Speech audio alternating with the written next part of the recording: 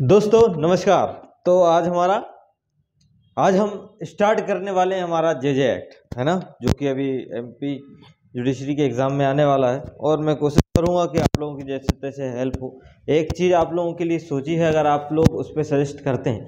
मेरे पास सिर्फ और सिर्फ 20 सीटें हैं, और अगर ठाने कि हमें ये सिलेबस सिर्फ और सिर्फ 4-5 दिन में कंप्लीट करना है, तो यदि आप लोग साथ देने के लिए तैयार हैं तो सबको फ्री मेरी तरफ से 4-5 दिन में पूरे जितने भी घंटे हों, सुबह 9 से लेकर रात के 9 बज जाएँ, 10 बज जाएँ, है ना, जो हॉस्टल में रहते हों, जिनको ये एग्ज़ाम निकालने का जुनून हो, जो हमारे साथ पढ़ सकें। मैं पढ़ाऊँगा नहीं, अपन मिलके उसको क्या करेंगे, याद करेंगे, समझेंगे और आगे बढ़ते जाएंगे। हर सेक्शन का एक अपना वैल्यू होती है, उसको समझते हुए, उसके केस लॉ को थोड़ा बहुत पढ़ते हुए आगे निकलेंगे। साथ देना है, अगर साथ देने के लिए तैयार हो तो नीचे कमेंट बॉक्स में बता देना मुझे। अब हम स्टार्ट करने वाले हैं जेजे एक्ट। देखो, जेजे एक्ट में ज़्यादा पढ़ना नहीं है, वेटेज कम है, इसलिए उतना पढ़ो जितने में अपना एग्जाम निकल जाए, क्योंकि ज़्यादा पढ़ोगे घूम जाओगे। जेजे और आईटी को दोनों को साथ में पढ़ोगे घूम जाओगे, है ना। ये नहीं बोल रहा समझ में नहीं आया, समझ में तो सबको आ रहा है। कंफ्यूजन का है ये खेल। प्री आपका क्या है, प्रेजेंस ऑफ माइंड का एग्जाम है ना। तो ये सब चीज़ों को ध्यान में रखते हुए मैं जेजे एक्ट की क्लास ली। फिर जेजे एक्ट मेरा अमन सर पढ़ा रहे हैं।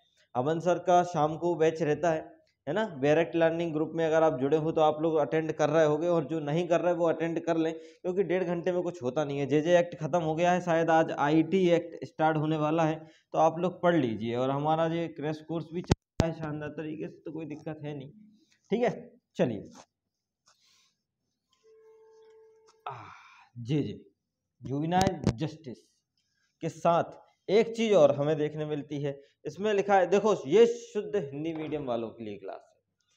ठीक है, हिंदी में ये क्लास पूरी रहेगी। जिसको इंग्लिश वगैरह में हो तो वो कन्वर्ट कर लेना, हिंदी में रहेगी, क्योंकि रिदम नहीं टूटनी चाहिए। और हिंदी मीडियम वालों के लिए बेनिफिट होने वाला है इसमें। चलिए, अब देखियो क्या है। एक तो पहली चीज, ये जो इस एक्ट की प्रियम्बल क्या बोलती है, उद्देशिका क्या बोलती है। उद्देशिका ये बोलती है इसे कंसोलिडेट और अमेंड करना, मतलब समेकित और संशोधन। सिर्फ और सिर्फ डिफाइन नाम का यहाँ पे कोई था, क्योंकि ये कब का एक्ट है, ये 2015 का एक्ट है। मतलब अगर मैं सीधे करूँ, ऐसी बात करूँ कि अगर बात करूँ तो ऑब्जेक्ट क्या है, कंसोलिडेट एंड अमेंड, संशोधित और समाकित वाला। ठीक है, अगर मैं बात करूं कि पहले कौन सा था, पहले इसका 2000 का था। ठीक है, अगर मैं बोलूं ये एक्ट नंबर कितना है, तो एक्ट नंबर इसका 2 है। मैं बोलूं ईयर कितना है, ईयर आपका 2015 है। मैं बोलूं कि डेफिनेशन क्लॉज में कितनी डेफिनेशन है, तो आपको 61 याद रखनी है। ठीक है, इसका पूरा नाम क्या है, इसका पूरा नाम जुवेनाइल जस्टिस, न्यायालयों की देखरेख और संरक्षण, मतलब ये केयर के बारे में और प्रोटेक्शन के बारे में भी बात करता है आपका जुवेनाइल जस्टिस। मतलब आपको जुवेनाइल जस्टिस तो अलग है, इसके साथ इसके अंदर हमें प्रोटेक्शन और देखरेख भी चाहिए उस बच्चे की जिसने वो अपराध किया है ना। पॉक्सो अलग है, पॉक्सो में पीड़ित व्यक्ति रहता है कौन, बच्चा, और इसमें अपराधी कौन रहता है, बच्चा रहता है। तो इस तरीके से हम इसको पढ़ेंगे। अब हम बात कर लें, सबसे पहले इसमें बात कर लें कि इसको अडॉप्ट का ये एक आपको एक meeting convention right of child of part को जब 11 दिसंबर 1992 में इंडिया में इसको पार्ट हुआ था। ये देख लेना, अपनी डायरेक्ट में आपकी ये चीज लिखी होगी, इंपॉर्टेंट नहीं है लेकिन पूछी जा सकती है। अगर पेपर टफ आया आपको तो convention right of child, convention right of child जो आपका पार्ट है वो इंडिया पार्ट में कब जोड़ा गया, इंडिया पार्ट कब बना, तो वो 11 दिसंबर 1992 को बना था। ये वाली चीज आप देखना। अब इसमें आर्टिकल कौन कौन से आपको लगने चाहिए कि ये मेंशन होते हैं, तो article 15, article 30, article 15, article 39E, article 39F, article 45, 47, मतलब आर्टिकल 15, 39E, 39F, 45, 47, ये जो हैं ये संबंधित आर्टिकल आपके जुवेनाइल जस्टिस से हो सकते हैं, मतलब बच्चे से संबंधित हो सकते हैं। ठीक है, अब इस पर राष्ट्रपति की कंसेंट कब मिल गई, राष्ट्रपति की कंसेंट तो 3 भागों में कंसेंट को, मतलब डेट वाइज 3 भागों में इसको बांट लीजिए कि भैया पहले में प्रेसिडेंट राष्ट्रपति की कब मिली थी, दूसरे बारे में इसका इन्फोर्समेंट डेट कब है। ठीक है, इन्फोर्समेंट डेट कब है, इसके टोटल चैप्टर कितने हैं, टोटल चैप्टर जिसको याद करना ही है, इसमें टोटल सेक्शन कितनी है, टोटल सेक्शन कितनी है, तो इसको भी याद करना ही है। ये सब यहाँ से आपको समझ में आना चाहिए। देखो तो ये राष्ट्रपति की कंसेंट कब मिली थी, ये मिली थी 31 दिसंबर 2015 में। 31 दिसंबर 2015 को इसकी कंसेंट राष्ट्रपति ने दी थी। इसका इन्फोर्समेंट कब है, 15 जनवरी 2016। 15 जनवरी 2016। चैप्टर कितने हैं, 10 चैप्टर हैं और 112 सेक्शन हैं। 112 सेक्शन में कठिनाइयों को दूर करने की बात बोली गई है ना। जो भी इसमें कठिनाई आएंगी 112 में दूर किया जाएगा। और सेम यही प्रोविजन लास्ट वाले जो 94 93 जो आप पढ़ोगे आईटी में, उसमें भी कठिनाइयों को दूर करने की बात करी गई है। तो थोड़ा बहुत आपको यहाँ से याद, देखो क्या बोलते हैं, याद करने के लिए आपको पढ़ना मैटर नहीं करता, आपका कंपेरिजन के थ्रू याद होता है चीजों को। ठीक है, चलिए आजा। और इस क्लास में समझाने लायक कोई चीज नहीं है ना, क्योंकि 1 1.5 2 घंटे की क्लास में क्या ही आप समझ लोगे। आपको सिर्फ और सिर्फ याद होना चाहिए कि देखो ये किसके बारे में बात करता है, आपके चाइल्ड के बारे में। किसके बारे में, चाइल्ड के बारे में, बच्चे के बारे में बात करता है।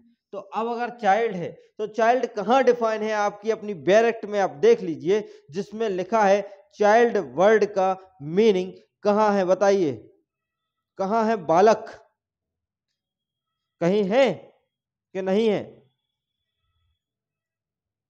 देखिए कहीं चाइल्ड का है तो 2K12 में है।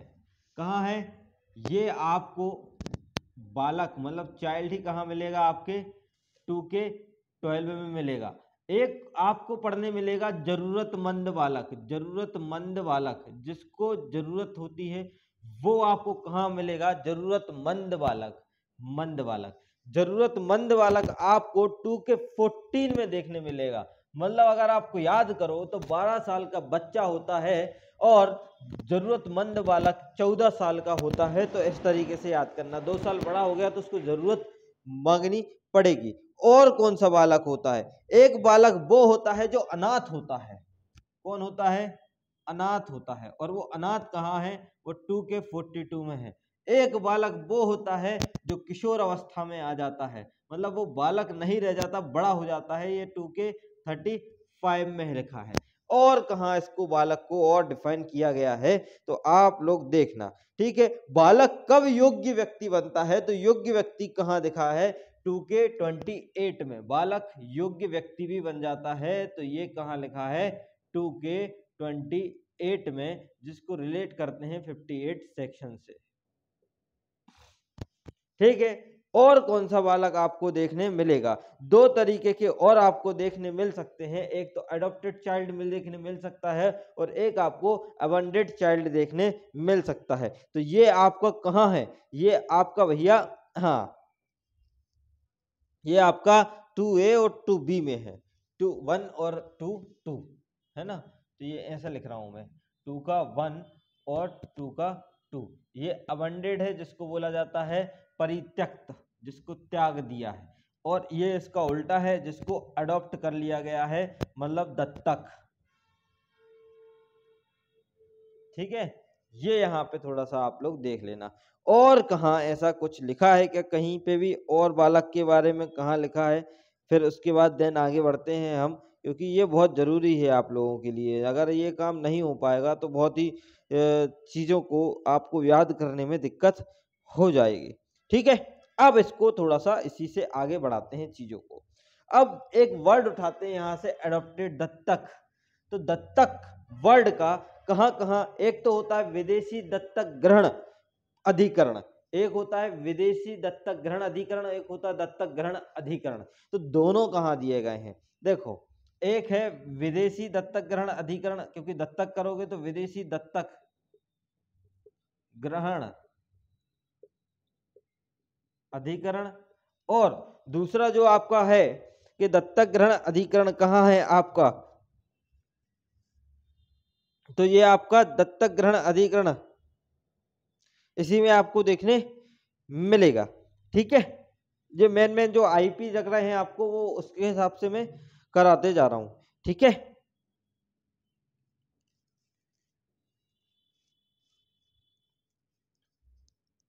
ठीक है, और आगे कुछ है क्या, नहीं है। चलो ये यहाँ से दत्तक से आपने उठा लिया। अब आ जाइए बालक, ये आपको समझ में आया ना। अब इन सब चीजों को कहाँ ले जाएंगे, हम यहाँ चलते हैं, ठीक है। अब आ जाइए, इन सब इंसानों को, इन सब बालकों को कहाँ ले जाते हैं। एक होता है बालक न्यायालय, एक कहाँ होता है बालक न्यायालय में। तो बालक न्यायालय कहाँ दिया गया है, इन सबको ले जाने की एक सुविधा है, वो है बालक न्यायालय। बालक न्यायालय वो कहाँ है आपका, तो वो है आपके 2K20 में, 2K20 में। और कहाँ भैया, और बालक क्या है, बालक कल्याण अधिकारी, बालक कल्याण अधिकारी, ये याद करने के लिए है ना। इनका काम क्या है, क्या कैसा है, ये सब बाद में देखेंगे। अभी आपको डेफिनेशन क्लॉज सर यहाँ से यही आएगा कि बालक कल्याण अधिकारी के पास इनको गिरफ्तार करके बालक कल्याण अधिकारी के पास या बालक न्यायालय के पास ले जाते हैं। और बालक कल्याण पुलिस अधिकारी भी होता है एक, ये बालक कल्याण अधिकारी होता है, ये होता है अपना पुलिस ऑफिसर। बालक कल्याण पुलिस ऑफिसर, ये कहाँ दिया गया है, ये 2K18 में दिया है। समझ में आ रहा ना, ऐसे रैंडमली अगर आपको याद होगा तो ये चीज़ों को समझ में आ जाएगा आपको कि इनको कहाँ ले जाते बच्चों को। तो बालक कल्याण अधिकारी 2K17 में बालक न्यायालय, 2K20 में बालक कल्याण पुलिस अधिकारी के पास तो 2K18 में लिया जाता है, ठीक है। अब ये कहाँ दिया गया है, तो इसको रीड विथ कर लेना आप 107 का 1 के साथ, जहाँ पे आपको देखने मिलेगा बालक कल्याण पुलिस अधिकारी देखने मिलेगा, ठीक है। अब एक और बचता है इसके बाद बाल ग्रह, बाल ग्रह जो पूछने की संभावना है, ये कहाँ पे दिया गया है, तो ये आपके 2K19 में है। 2K कहाँ पे है, 19 में। और read with section 50, read with section 50, तो ये बाल ग्रह हो गया, ठीक है। अब एक बालक और छूट गया उसमें, इसमें एक बालक और लिख लेना एडॉप्टेड के बाद। एक है आपका बालक विधि विरुद्ध काम करने वाला, मतलब विधि के उल्लंघन करने वाला बालक, उसमें 18 वर्ष की आयु पूरी नहीं की है, 18 ईयर, मतलब विधि के विरुद्ध काम करने वाला बालक कहाँ है, तो वो आपका है 2K13 में, इसी के बाद है, ठीक है। जिसकी 18 ईयर से कम आयु है, 12 दी है, इसमें 18 है, जिसने विधि का उल्लंघन किया है और 18 वर्ष की आयु पूरी नहीं की है, कम है, ठीक है। क्लियर हुआ, क्लियर क्लियर क्लियर। चलिए आगे बढ़ते हैं। अब ये आपको पूरा क्लियर हो गया होगा, यहाँ से बहुत सी सारी चीजें आपको याद हो गई होंगी, है ना। बालक कल्याण अधिकारी, बालक न्यायालय, बालक कल्याण पुलिस अधिकारी, 2K18 में 107, 2K2 में बालक ग्रह, 2K19 रीड विथ 50, ठीक है। इस तरीके से अगर आपको याद हो तो बहुत ही अच्छी बात है, ये तो गजब बात है भैया, गजब, बहुत शानदार और बहुत ही जानदार बातें हैं ये, जो कि आपको समझ में आ गई होंगी और याद हो गई होंगी। चलिए देखो आगे बढ़ते हैं अब कहानी को लेके। देखो ऐसा है, अब इसमें प्राधिकरण के बारे में बात करी गई है। किसके बारे में बात करी गई है, डेफिनेशन क्लॉज पे है अभी, है ना, डेफिनेशन क्लॉज पे। तो प्राधिकरण केंद्रीय दिया होगा, केंद्रीय, हाँ केंद्रीय दिया है। और कौन सा प्राधिकरण दिया है, केंद्रीय प्राधिकरण। और कौन से प्राधिकरण दिए भैया, एक होता है राज्य अधिकरण, राज्य अधिकरण,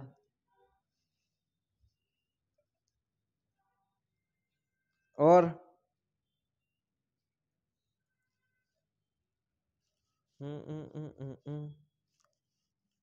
ठीक है एडॉप्शन एजेंसी, ठीक है, ओके ओके, ठीक है। इनका नाम या किला याद रख लेना कि अगर राज्य अधिकरण के बारे में बात करें तो ये 2K53 में जाएगा, 2K53 में। और रीड विथ सेक्शन, आपको रीड करना है सेक्शन, राज्य अधिकरण में आपको 67 रीड करना है, अधिकरण है ये, है ना, अधिकरण। और केंद्रीय अधिकरण में, केंद्रीय प्राधिकरण में आपको कन्वेंशन 1993 के अधीन मान्यता सरकारी विभागों में व्यक्ति जिसने 18 वर्ष की आयु पूरी नहीं करी, 1992 वाला जो है आपका कन्वेंशन राइट, तो उसने 18 वर्ष की आयु पूरी ना करी हो, पूरी ना करी हो तो वो इसमें आ जाएगा। क्लियर। चलिए अब न्यायालय समिति जिला, तो ये इस तरीके से थोड़ा सा इस पे भी बात हम कर लेते हैं। ठीक है। बालक न्यायालय आपको पता चल गया होगा 2005 का न्यायालय कहलाता है। लैंगिक अपराधों से बालकों का संरक्षण अधिनियम का विशेष न्यायालय कहलाता है। और सेशन न्यायालय मतलब बालक न्यायालय में, अब न्यायालय ही समझ लेते हैं थोड़ा सा, तो आप में इसमें न्यायालय कहाँ कहाँ आपको न्यायालय के बारे में तो थोड़ा सा ऐसे बना लेना की पॉइंट, जिससे आपको दो डेफिनेशन भी अगर याद होती हैं अच्छे से तो भी कोई दिक्कत की बात है नहीं है। ठीक है। आ जाइए न्यायालय पे बात करते हैं। जो न्यायालय वर्ड दिया है वो कहाँ दिया है, 2K23 में। कहाँ दिया है, 2K23 में ये वर्ड दिया है। लेकिन इसमें 3 पार्ट है। पहला कौन कौन सा पार्ट है कि न्यायालय कब बनेगा, जिला न्यायालय, कुटुंब न्यायालय और जिला न्यायालय, कुटुंब न्यायालय। मैं इंग्लिश में भी बोल सकता हूँ, डिस्ट्रिक्ट, कुटुंब, फैमिली कोर्ट। ठीक है। और आपका एक नगर सिविल न्यायालय, नगर सिविल न्यायालय। ठीक है, नगर सिविल न्यायालय। तो जिला न्यायालय हो गया, कुटुंब न्यायालय हो गया और नगर सिविल न्यायालय हो गया। तो ये वाली चीजें आपको समझ में आ जानी चाहिए। क्लियर।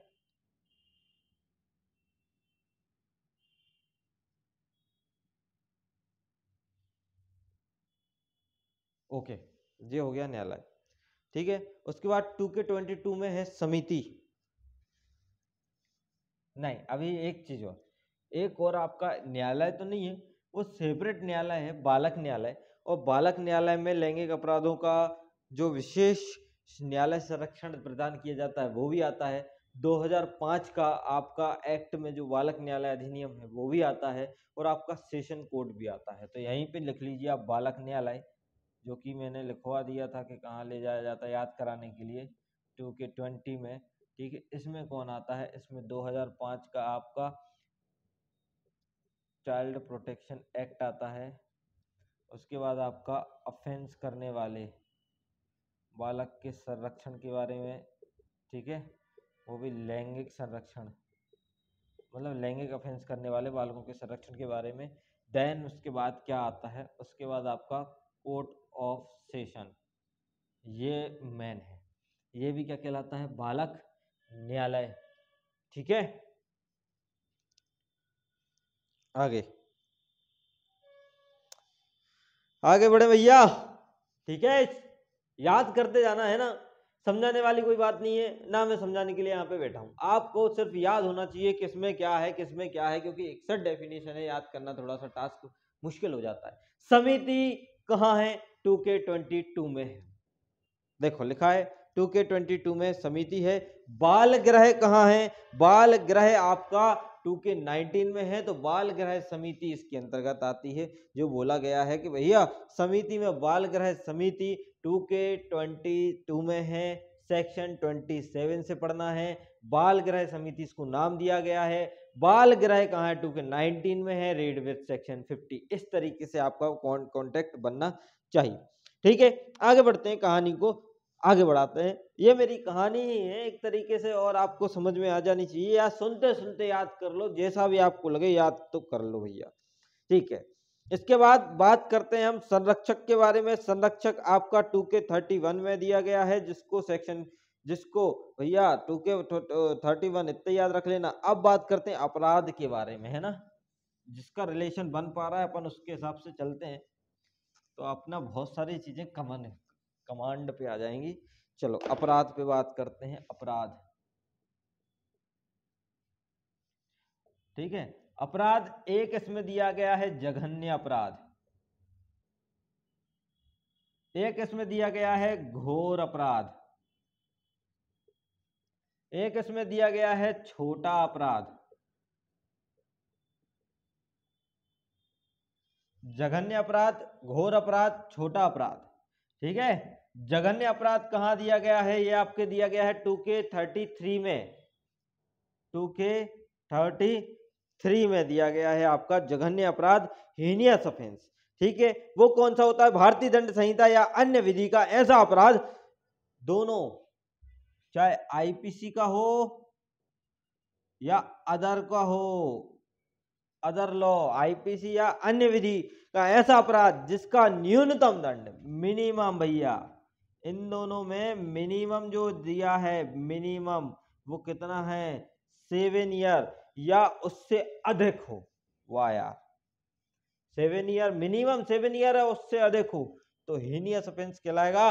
और बस इतनी बात आपको याद रखनी है। आ जाइए घोर ऑफेंस पे। घोर वाला कहाँ है? आपके 2K54 में, जिसमें 3-3 बार चाकू मारे, वो हीनियस है।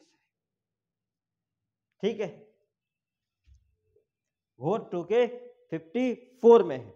तो ऐसा अपराध जिसमें 3 वर्ष से अधिक और 7 वर्ष से अनधिक, मतलब 3 वर्ष न्यूनतम है और 7 वर्ष अधिकतम है, खत्म। इससे ज्यादा नहीं, इससे कम नहीं। तो 3 वर्ष न्यूनतम और 7 वर्ष अधिकतम है, वो न्यूनतम अवधि का कारावास कहलाता है आपका। बी पॉइंट में लिखा है, ये ए का है। बी पॉइंट दो तरीके से इसको बांटा है, ये ए पॉइंट है, एक और आएगा आपका बी पॉइंट। और बी पॉइंट में ये बोला गया है जिसमें 7 वर्ष से अधिक की अवधि का अधिकतम कारावास है, किंतु कोई न्यूनतम कारावास एवं 7 वर्ष से कम की अवधि का कोई कारावास नहीं है। 7 वर्ष से अधिक की अवधि का अधिकतम कारावास है, किंतु जिसमें कोई न्यूनतम कारावास या 7 वर्ष से कम की न्यूनतम का कारावास बंद नहीं है। मतलब क्लियर बात है,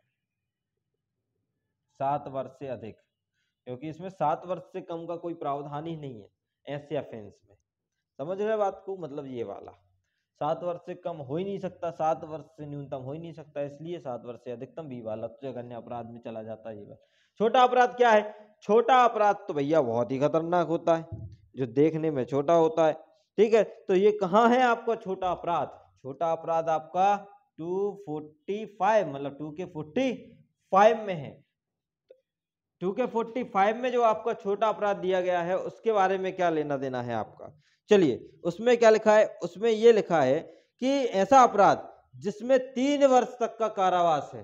कितने वर्ष तक का कारावास है? 3 वर्ष। 3 वर्ष तक का कारावास अगर जिसमें है, वो आपका छोटा अपराध। 3 वर्ष तक लिखा है, तक तक तक तक तक, ये इंपोर्टेंट। 3 वर्ष से अधिक, कम नहीं, 3 वर्ष तक लिखा है। तो ये वाली चीज आपको कम हो सकता है, लेकिन 3 साल से अधिक नहीं हो सकता। ये वाली चीज आपको समझ में आई कि नहीं आई? ये अपराध हो गए आपके। और एक अपराध और होता है एनडीपीएस का अपराध, है ना, छोटा अपराध। और एक अपराध और आपका होता है एनडीपीएस, दारू वारू वाला। तो वो कहाँ आपका डिफाइन किया गया है? वो आपका डिफाइन किया गया है 2K36 में। 2K36, 36, 2K36 में। ठीक है, ये वाली चीज आपको याद हो जानी चाहिए। ठीक, तो ये हो गया आपका पूरा अपराध का पूरा पोर्शन हो गया है। ठीक है, कुछ हद तक याद हो गया होगा, जहां तक मेरा मानना है आप लोगों को, है ना, क्योंकि बिल्कुल आराम आराम से चले और चीजों को हो गया। ठीक है, भीख मांगना अब थोड़ा सा ऐसा है कि आपको याद करना है कि प्राधिकरण ही कहाँ दिया गया है। तो प्राधिकरण ही आपका वर्ड ही डिफाइन है। ठीक है, एक प्राधिकरण ही वर्ड जो मैं लिखना भूल गया था, प्राधिकरण वर्ड ही आपका लिख लेना। आपने अगर चार्ट बनाया हो तो 2K7 में प्राधिकरण वर्ड है। ठीक है, केंद्रीय प्राधिकरण आपका कहाँ दिया गया है? तो केंद्रीय 2K7 के बारे में 2K11 में इसमें दिया है। और राज्य अधिकरण आपका 2K53 में दिया गया है। इस तरीके से अगर आपको याद हो जाए तो बहुत ही अच्छी बात है। विदेशी दत्तक ग्रहण अधिकरण आपको कहाँ दिया गया है? 2K6 में दिया गया है, जो कि आपको लिखवा दिया गया था। अब देखो बोर्ड क्या होता है। मेन तो जो बोर्ड होता है, बोर्ड ही बहुत इंपॉर्टेंट होता है, क्योंकि बोर्ड से ही बहुत सेक्शन 4 से जब हम पढ़ेंगे तो किशोर न्याय बोर्ड इसमें लिखा मिलेगा आपको।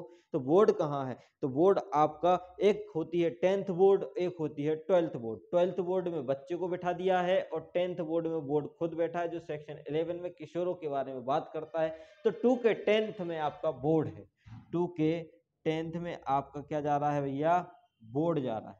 2K10th में आपका क्या है भैया? बोर्ड है, बोर्ड। तो ये वाली चीजें भी यहाँ से थोड़ी सी आप लोग याद रखने के लिए कोशिश करें, और आपको याद हो जाएगा। तो बोर्ड में आपका किशोर न्यायालय वाला आता है, कि किशोर प्रोटेक्शन वाला। ठीक है, इसमें लिखा है आपका, तो जो बोर्ड में चला जाएगा 2K7 में आपका प्राधिकरण है, और उसके केंद्रीय प्राधिकरण 2K13 में है, 2K53 में राज्य अधिकरण है। उसके बाद दत्तक ग्रहण प्राधिकरण वाला, दत्तक ग्रहण विदेश प्राधिकरण वाला 2K आपके किसमें दिया, 6 में दिया था। ठीक है, 2K6 में आपको वो दिया गया है। तो ये इस तरीके से आप याद रख सकते हैं, बहुत ही अच्छी चीज है। बालक के टाइप याद रख लेना, बालक जो विधि का उल्लंघन करने वाला बालक है वो कहाँ दिया गया, 2K13 में। बालक कहाँ दिया, 2K12 में दिया गया है। पश्चातवर्ती देखरेख, अब ये बालक बालक हो गया, अब देखरेख से संबंधित एक ही चीज मिल रही है यहाँ पे। आ जाइए इस पे, अब दूसरे वाले को उठा लेते हैं। बालक बालक हो गया, अब बालकों की देखरेख और संरक्षण, इस टॉपिक को देखते हैं। चलो,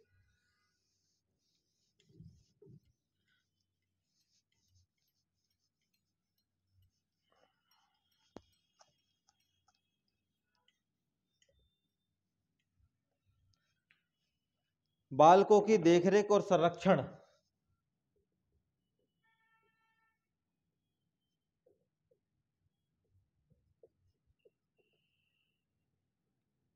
व संरक्षण है ना, ये भी है, क्योंकि ये जुवेनाइल जस्टिस तो हो ही गया है ना, किशोर न्यायालय।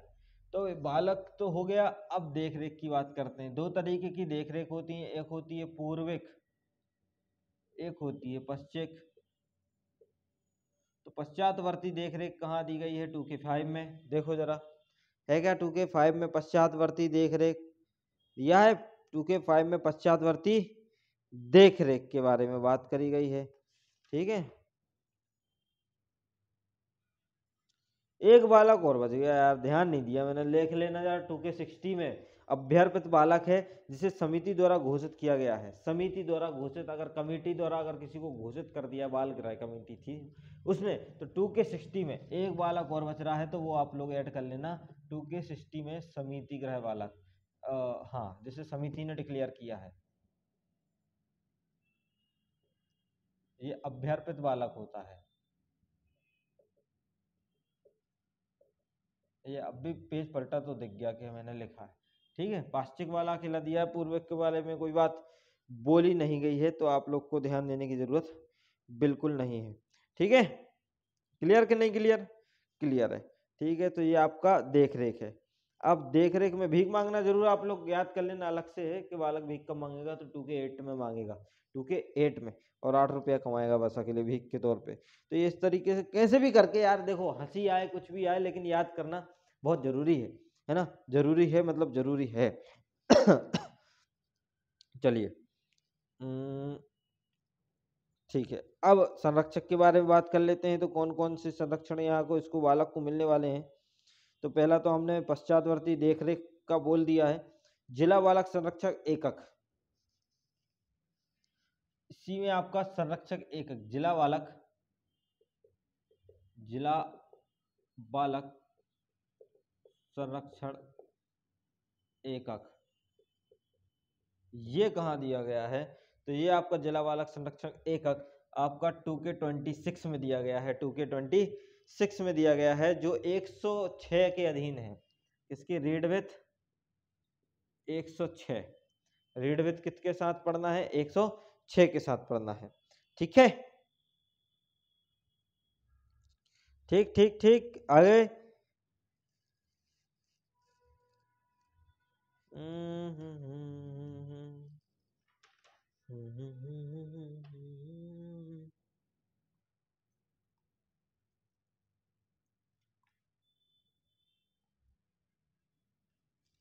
चलो, ये बढ़िया हो गया है।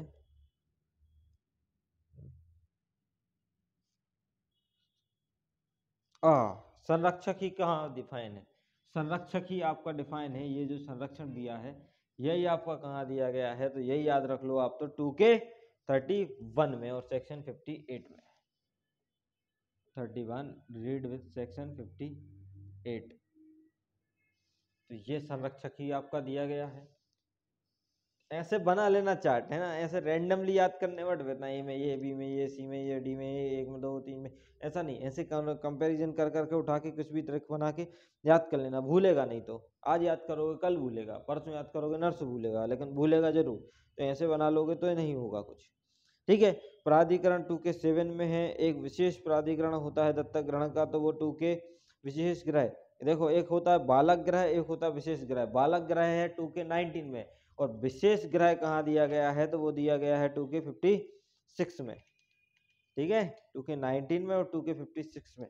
अब बात करते हैं स्टेट गवर्नमेंट कहाँ है, यहाँ पे अलग है, इंडिविजुअल है थोड़ा सा। राज्य सरकार कहाँ है, तो राज्य सरकार आपके 2K59 में दी गई है। आपका स्पेशल बाल ग्रह जो ग्रह बोला जाएगा, एक होता है बालक ग्रह, तो ये दोनों दिए गए हैं 2K56 में, ये दिया गया है 2K19 में। चलो हो गया मेरे ख्याल से, इतना आपके लिए काफ़ी है। ठीक है, जिला मजिस्ट्रेट याद कर लेना, जिला मजिस्ट्रेट अपर मजिस्ट्रेट भी है ना। तो ये कहाँ लिखा है, डीएम के बारे में, जिला मजिस्ट्रेट के बारे में लिखा है 36A में, 26A में, जिसमें SDM भी माना गया है उसको। क्लियर, काफ़ी कुछ याद होने वाली चीज़ें थी जो कि याद कर ली हैं हमने। इसके अलावा मेरे ख्याल से आप लोगों को पढ़ने की ज़रूरत तो नहीं है मेरे ख्याल से, बाकी तो आप लोग एक्स्ट्रा पढ़ सकते हो, कोई रोक टोक नहीं है। बाकी मेरे ख्याल से ये आपको सफिशिएंट है डेफिनेशन क्लॉज में। चलो आगे बढ़ते हैं, अब कहानी को लेके थोड़ा सा इसको रिलेट करना है। कैसे रिलेट करना है इसको, हाँ टॉपिक वाइज चलते, नहीं तो आप लोग बोलोगे ये क्या चल रहा है। देखो बालक की देखरेख संबंधी एक सिद्धांत दिए गए। बालक की देखरेख संबंधी सिद्धांत कहाँ है, तो वो आपके सिद्धांत हैं चैप्टर 2 में। कौन कौन से सिद्धांत हैं, एक सिद्धांत है, कितने सिद्धांत है टोटल, 16 सिद्धांत है जो कि हमारे लिए पढ़ने।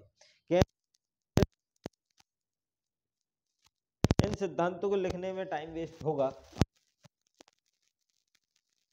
चल जाएगा इसको पढ़ने पे कि हाँ ये वही थ्योरी है कि उसकी गरिमा को बनाए रखने के लिए, उसको संरक्षण प्रदान करने के लिए, उसको ये करने के लिए, वो करने के लिए। देखो मैं पढ़ के बता देता हूँ।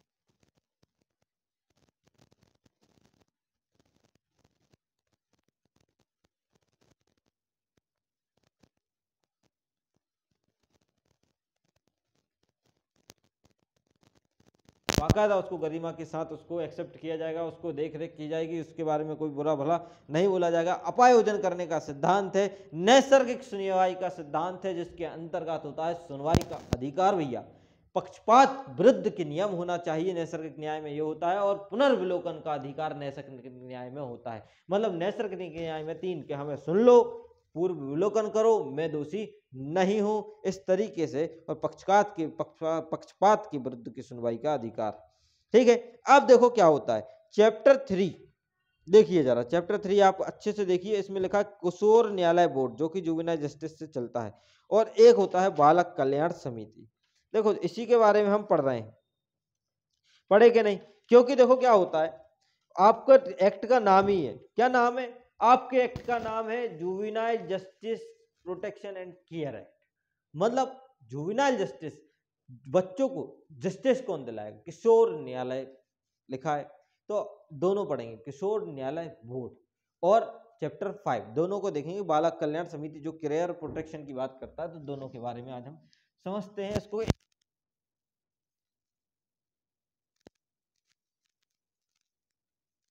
चैप्टर और चैप्टर 5, चैप्टर 3 दिख रहा है ना, नहीं दिखेगा तो बोल रहा हूं, आप लोग मैनेज करना। और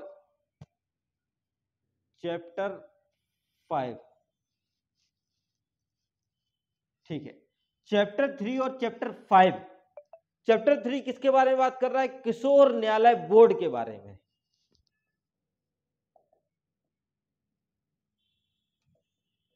किशोर न्यायालय बोर्ड के बारे में। अब मैं आपसे पूछूं बोर्ड कहाँ है, तो आप फटाफट आंसर दे सकते हो कि नहीं दे सकते हो, बताइए बोर्ड कहाँ है, बोर्ड कहाँ है, बोर्ड 10वीं बोर्ड, 11वीं बोर्ड के 12वीं बोर्ड, भैया 10वीं बोर्ड। और अब 10वीं बोर्ड हट जाएगी, 12वीं बोर्ड चलेगी, तो लेकिन हमें तो याद रखना है बोर्ड में 2 का 10 10वीं बोर्ड, न्यायालय 2K22 में कि 3 में, ठीक है, किशोर 2K35 में। ये इस तरीके से याद रखना, किशोर 18 वर्ष का ये, तो ये न्यायालय में आपको समझ में आ जाएगा। चीजें आपको समझ में आ जानी चाहिए, इससे अपने को मतलब है, बाकी तो सब जिंदगी में जो चल रहा है तो चलने दो, कोई दिक्कत की बात नहीं है, ठीक है। अब किशोर न्यायालय बोर्ड, ये सेक्शन कहां से कहां तक मेंशन है, तो आपके सेक्शन मेंशन होने चाहिए। ये सेक्शन मेंशन है आपके कहां से कहां तक दिए भाई साहब,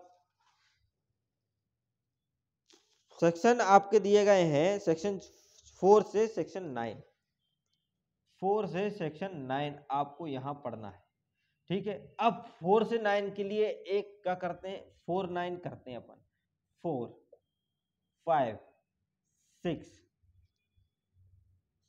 7 8 और 9, ठीक है। इसी हमें पूरा एनालाइज कर देना है। 1 मिनट, मैंने शायद से ज़्यादा जल्दबाजी कर दी, यहाँ का अपन छोड़ के चलेंगे भले कुछ भी हो जाए। एक काम करते हैं, यहाँ से ले लेते हैं ना, चलो ये तो समझ में आ ही गया होगा। 4 से 9 चलते हैं, तो 4 यहाँ से मिटा लेता हूँ,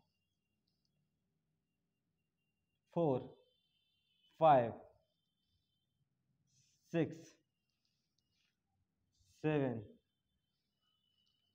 8 9, चलिए, है ना, सेक्शन 4 सेक्शन 5 सेक्शन 6 7 8 9, और ये आपका 9 है। यहाँ पे आपका पूरा बोर्ड खत्म हो जाने वाला। 4 क्या बोल रहा है, 4 ही तो है जो किशोर न्यायालय बोर्ड के बारे में बात करता है।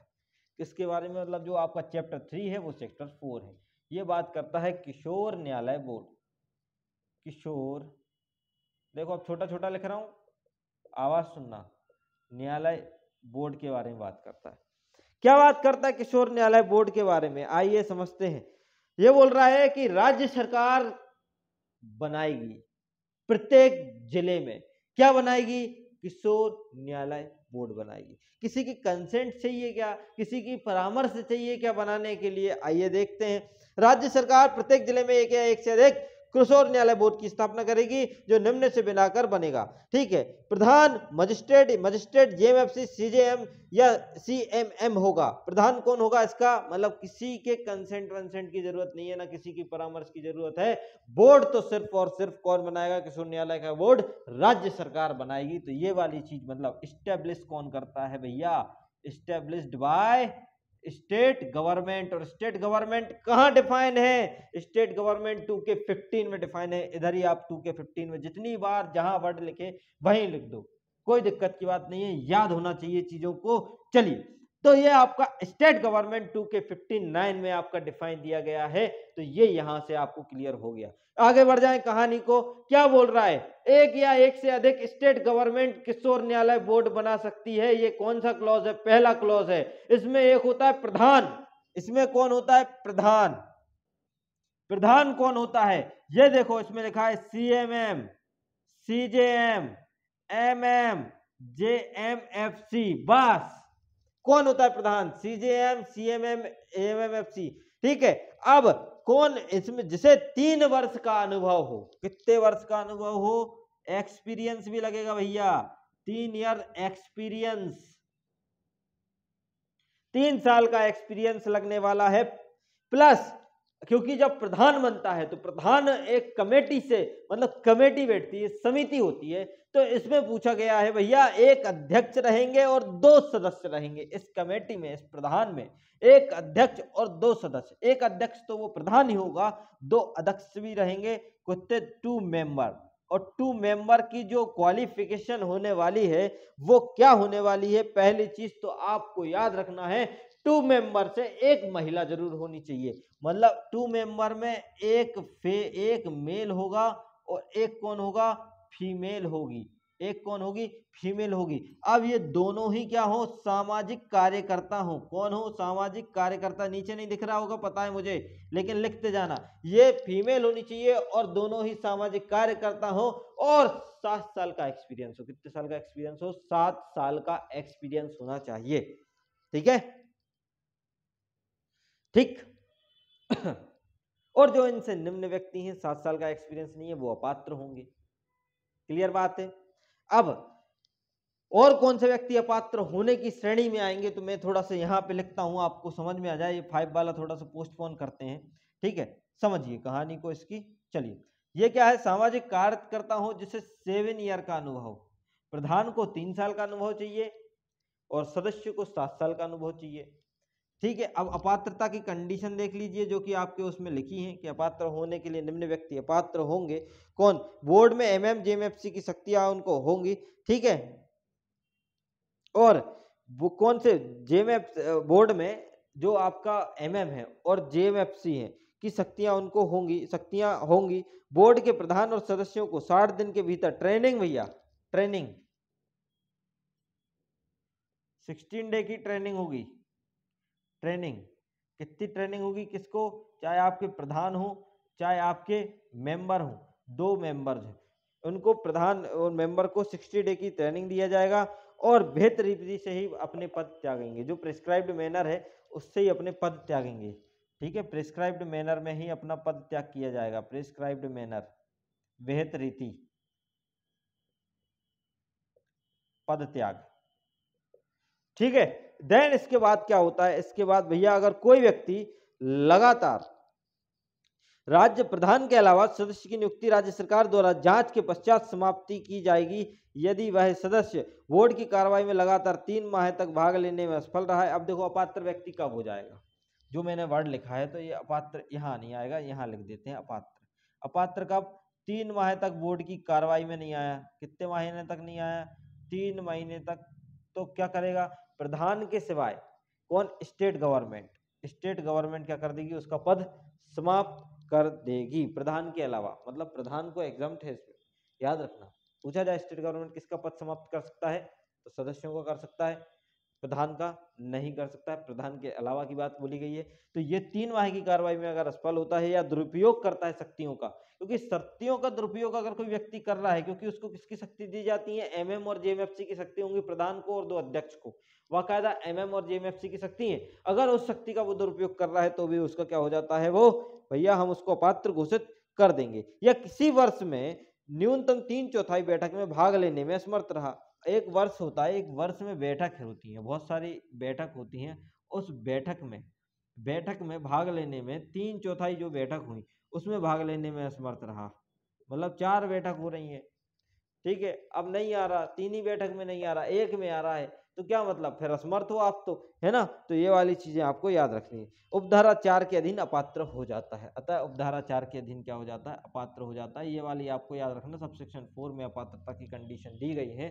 अब आपको पूछा जाए कि सेक्शन 4 क्या है, तो सेक्शन 4 किशोर न्यायालय बोर्ड के बारे में बात करता है। स्टेट गवर्नमेंट क्या करती है, स्टेब्लिश करती है, एक से अधिक किशोर न्यायालय बोर्ड स्टेब्लिश करती है। इसमें एक प्रधान होते हैं, 2 सदस्य होते हैं। प्रधान क्या होता है, प्रधान भैया एमएम जेएमएफसी सीजेएम ये रहता है, जिसको 3 साल का अनुभव होता है। सदस्य 2 होते हैं, जिसमें एक मेल होती है, एक फीमेल होना कंपलसरी होता है, जिसको 7 साल का भी एक्सपीरियंस है, सामाजिक कार्यकर्ता होना जरूरी है। उनको जेएमएफसी और सीजेएम की शक्तियां होती हैं अगर वह उनका दुरुपयोग करते हैं, या 3 माह के भीतर समिति में बैठने में असफल रहते हैं, या 3/4 बैठक में बैठे में असफल होते हैं, तो सभी चीजों में अपात्र घोषित कर दिया जाएगा। क्लियर हो गया कि नहीं हो गया, बताइए अब पूरा 7 साल का अनुभव बस। चलिए, मेरे ख्याल से आप लोगों को याद हो गया होगा, आगे बढ़ते हैं कहानी को लेके।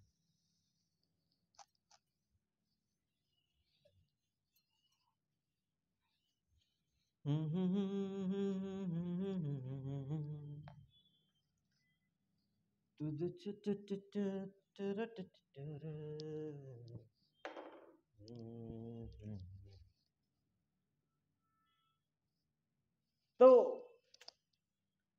ठीक है, समझते जाओ, हंसते जाओ, मजे करते जाओ, ठीक है, टेंशन नहीं लेने का। भले 14 जनवरी को पेपर है, फोड़ के आना पेपर को, बोल के आना कि आई एम ए सिविल जज, आई एम बिकम ए जज। ठीक है, चलिए फोड़ के आना है, बस इतना याद रखना, बाकी किस्मत से लड़ेंगे और मेहनत करेंगे। चलिए 5 क्या बोल रहा है, उस व्यक्ति का स्थानन और पैसा पढ़ाई में बाधा नहीं आना चाहिए, ये मेरा मानना है। अगर ऐसा किसी के पास है, लेकिन आय प्रमाण पत्र चेक करेंगे, पापा की सब चीजें चेक करके तब आपको क्लास दी जाएगी। इस तरीके से मेरा थोड़ा सा ऐसा रहता है, पैसा बाधा नहीं आना चाहिए। अगर आपको नहीं मिल पा रही है अच्छी स्टडी जिसको आप करना है, तो always welcome to Dream Judiciary. हम कुछ ना कुछ आपके लिए जरूर करेंगे, है ना। थोड़ा सा ऐसे मैं करते रहता हूँ, जैसे अभी कर रहा हूँ, क्लासेस भी चल रही हैं अपनी। मैं सोच भी रहा हूँ, अगर आप कमेंट बॉक्स में बता देंगे कि सर फ्री करना है, तो मैं पक्का विश्वास दिलाऊंगा। अपन सुबह 9 बजे से रात के 9 बजे तक, सुबह 10 बजे से रात के 10 बजे तक, सुबह 11 बजे से रात के 11 बजे तक, जो भी साथ देगा, 20 सीटें उसके लिए हैं और अपन करेंगे जरूर। ठीक है, चलिए, लेकिन बच्चे 20 ही आना चाहिए, 1-2 बच्चों को पढ़ाने में मजा नहीं आएगा। ठीक है, चलो 5 क्या बोल रहा है 5 में भैया, धारा 5, उस व्यक्ति का स्थानन जिसे अपराध तब किया है जब वह 18 वर्ष से कम आयु का था, और एक और उस व्यक्ति का स्थानन जब अपराध तब किया है जब वह कितने साल का था, 18 से कम आयु का था या नहीं रह जाता है। 2 चीजें हैं, 2 चीजों में आपको याद रखना है स्थानन के बारे में। एक आपका 5 है और एक आपका 6 है। दोनों बात करते हैं स्थानन के बारे में। किसके बारे में बात करते हैं, स्थानन। ठीक है, स्थानन के बारे में बात करते हैं। एक वो बात करता है 5 वाला, वो बोल रहा है कि जब जांच चल रही है उस समय वो बालक नहीं रह जाता, मतलब बालक से अवस्था। और बालक आपको पता है 2K12 में सीधा सीधा लिखा है, क्या लिखा है, क्या लिखा है, देखो क्या लिखा था, 2K12 में बालक नहीं रह जाता है। तो वो 2K12 में बालक नहीं रह जाता मतलब 18 वर्ष की आयु पूरी कर लेता है। तो ये पेंडिंग इंक्वायरी, जांच, पहले क्या था, जब जांच हो रही थी 18 का नहीं था, लेकिन जब तक जांच हुई कितने का हो गया, 18 का हो गया। इसके बारे में बात कर रहा है आपका 5। एक स्थानन के बारे में ये बात कर रहा है, क्या बात कर रहा है, ये 6 वाला। 6 बोल रहा है उस व्यक्ति का स्थानन जिसने अपराध तब किया था जब वह 18 वर्ष से कम आयु का था, मतलब ये भी बात यही बोल रहा है ये, लेकिन जांच के बारे में बात कर रहा है, ये अपराध के बारे में बात कर रहा है। अपराध, तो ये बोल रहा है कि जब अपराध किया तो 18 से कम का था, और जब जैसे कि आज अपराध किया, मेरा बर्थडे आ रहा है, ठीक है, अब मेरा बर्थडे है, तो 10 जनवरी को अगर मैंने अपराध किया, मान चलो 11:50 पे मैं मार रहा उसको और मुझे पुलिस ने पकड़ा, ठीक है, तो जब पकड़ा तो मैं कितने का हो गया था, 18 का हो गया था। अब इस पे ही है, तो फिर हम क्या समझेंगे ऐसी अवस्था में, मतलब अगर जब मैंने अपराध किया तो मैं 18 का नहीं था, मतलब मेरा हैप्पी बर्थडे आने वाला था 1 घंटे बाद, लेकिन जब मुझे पुलिस ने पकड़ा तो 1 घंटे बाद मैं कितने का हो गया, 18 का हो गया। तो मुझे क्या समझा जाएगा, बालक ही समझा जाएगा। क्या समझा जाएगा, बालक ही समझा जाएगा। 2K12 में आपका कितना लिखा है, 18 वर्ष से कम आयु का बच्चा बालक होता है। तो ये कौन को मानेंगे प्रेफर, इसको मानेंगे, इसको सही मानेंगे कि 18 वर्ष का कम ही है वो अभी। ठीक है, ये वाली चीज। इसमें क्या है, इंक्वायरी की जांच में प्लेसमेंट, स्थान मतलब स्थानन का मीनिंग होता है प्लेसमेंट, है ना, कंफ्यूज नहीं होना। यदि कोई व्यक्ति जांच के दौरान 18 वर्ष का हो जाता है और जांच बोर्ड द्वारा ही की जाएगी, जांच बोर्ड द्वारा ही की जाएगी, तब भी जांच किसके द्वारा की जाएगी, अगर 18 वर्ष का भी हो गया है। देखो क्या होता है, बालक बोर्ड क्या करता है, जांच करता है, ठीक है, ये आपको पता है, ठीक है, तो बोर्ड कर रही है, जहां 10th बोर्ड मतलब 2K10 में बोर्ड है ना। अब इस तरीके से आपको याद हो जाएगा, जांच कर रही थी किसकी, बालक, जब वो बालक था, लेकिन जांच करते करते वो व्यक्ति भी क्या हो गया, 18 साल का हो गया, भैया बालक नहीं रहा था अब तो वो, तब भी बालक बोर्ड ही उसकी जांच करेगी और यह आदेश पारित किया जाएगा कि उसने 18 वर्ष की आयु पूरी नहीं की हो। मतलब यह वाला चीज भी ये कहाँ हो गए भैया, इसको प्रेफर मानेंगे और बोर्ड को जांच के लिए ही, समझ गए ये वाली। तो आपको समझ में आना चाहिए, 5 से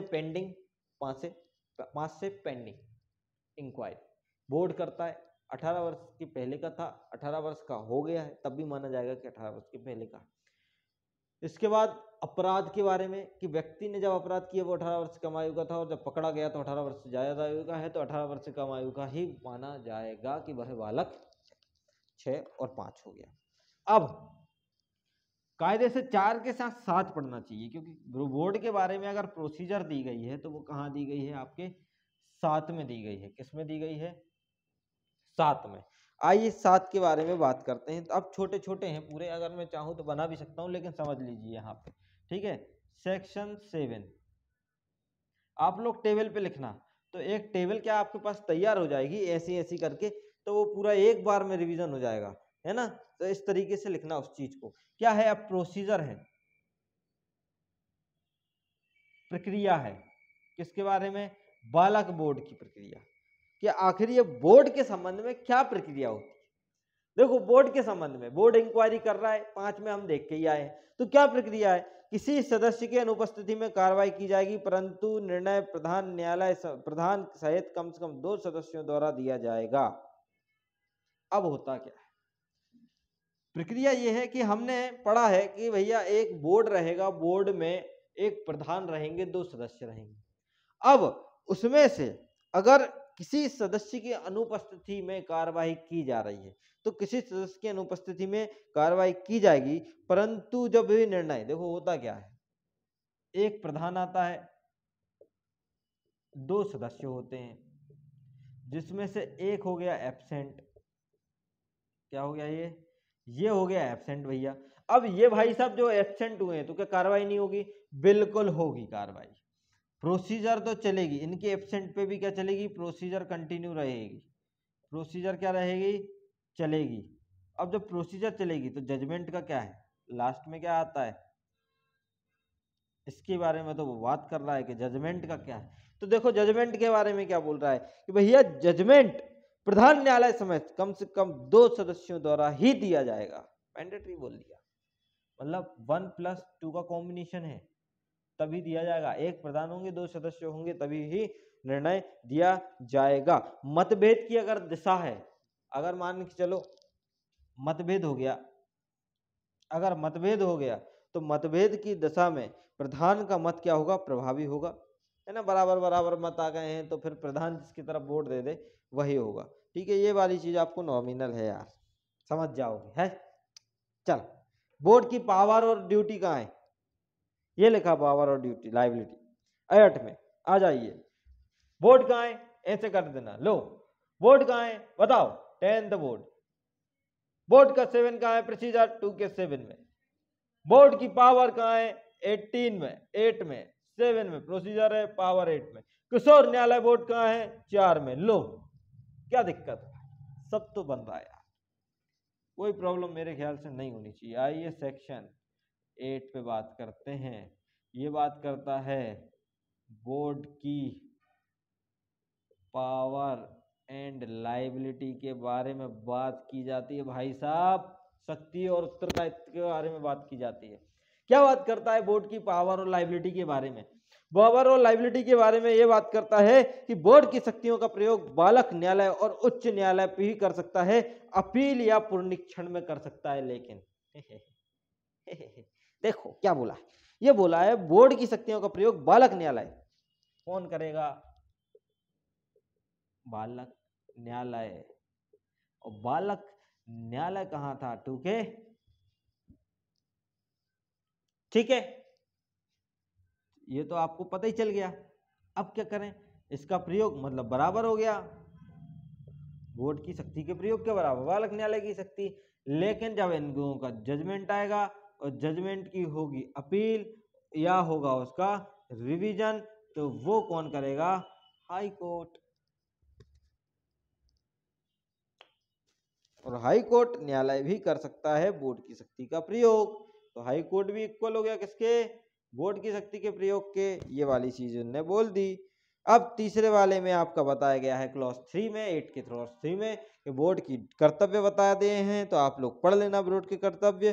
3 के जी में आपको बताया कि बालक की रिपोर्ट प्रस्तुत करने की तारीख से 15 दिन के भीतर दी जाएगी। बालक रिपोर्ट बालक को जब भी वह प्रस्तुत कर रहा है, प्रस्तुत करने की तारीख से 15 दिन के भीतर दी जाएगी। रिपोर्ट देने की अवधि कितनी है? 15 दिन के भीतर बालक को रिपोर्ट देना है।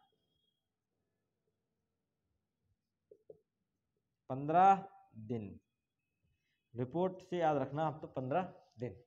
चलिए लास्ट अपना 9 की धारा 9 क्या बोलती है? ऐसे मजिस्ट्रेट द्वारा अनुसारित की जाने वाली प्रक्रिया जिसे अधिनियम के अधीन सशक्त नहीं किया गया है, अधिनियम के अधीन सशक्त नहीं किया गया है, ऐसा मजिस्ट्रेट अभिलिखित करने के बाद बोर्ड के समक्ष प्रस्तुत करेगा। अभिलिखित करने के बाद बोर्ड के समक्ष ऐसा मजिस्ट्रेट, और जिला मजिस्ट्रेट कहाँ दिया गया था? याद आया कुछ? डीएम, जो एसडीएम के पावर के बारे में बात करते, 26 के ए में जिला मजिस्ट्रेट, याद रखना, ठीक है। तो 9 में आपका है ऐसा मजिस्ट्रेट द्वारा अनुसारित की जाने वाली प्रक्रिया जो इस अधिनियम के अधीन सशक्त नहीं, मतलब इस अधिनियम के अधीन सशक्त नहीं, और ऐसा मजिस्ट्रेट क्या कर रहा है? ऐसी प्रक्रिया कर रहा है। तो आपको वो चीज लॉजिक पे लगानी कि जिला मजिस्ट्रेट क्या है? 2 के 26 ए में आपको जिला मजिस्ट्रेट दिया गया है, अनुसारित करने वाली प्रक्रिया समझी जाएगी। अगर वो ऐसा भी नहीं कर रहा है तो ये समझा जाएगा कि अभिलेखन करने के बाद बोर्ड के समक्ष प्रस्तुत करेगा। सीधी बात। आप तो रिकॉर्ड कर लो, कौन कर लो? डीएम साहब, चाहे आप एसडीएम साहब हो, आप रिकॉर्ड कर लीजिए, रिकॉर्ड करो जो भी एविडेंस आपको मिले और पेश करो। और पेश किसके समक्ष करो? बोर्ड के समक्ष। इतना इसमें बोला गया है आपके सेक्शन 9 में, ठीक है। तो मजिस्ट्रेट द्वारा अनुसारित की जाने वाली प्रक्रिया इस अधिनियम के सशक्त नहीं किया जाएगा, ठीक है। प्रक्रिया को इस अधिनियम में सशक्त नहीं किया जाएगा, वो क्या करेगा? रिकॉर्ड करेगा और बोर्ड के समक्ष क्या कर देगा? प्रस्तुत कर देगा। क्लियर हुआ? चलिए आ जाइए सेक्शन चैप्टर 5 पे। अब हमें पढ़ना है चैप्टर 5, जो बालक कल्याण समिति के बारे में बात करता है। बालक कल्याण समिति कहाँ से कहाँ तक दी गई है? तो ये दी गई है 27 से 30 तक। ये भी बहुत सिंपल है। आइए चैप्टर 5 पे बात करते हैं। तो चैप्टर 5 मैं बीच में लिख देता हूँ जिससे आप, लेकिन आपको चार्ट बनाना है ना, बिना चार्ट के काम नहीं बन पाएगा, सॉरी है। याद करना है और मुझे मेरी क्लास में आके सुना जाना है ना। चैप्टर 5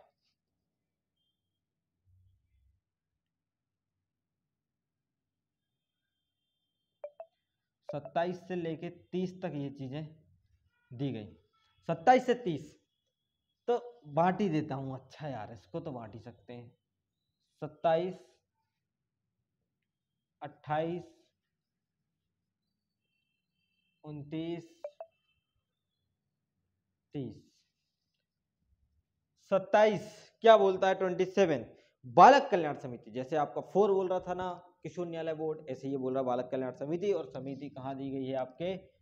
समिति कहाँ दी गई है? 2 के 22 में। ये कौन सी समिति है?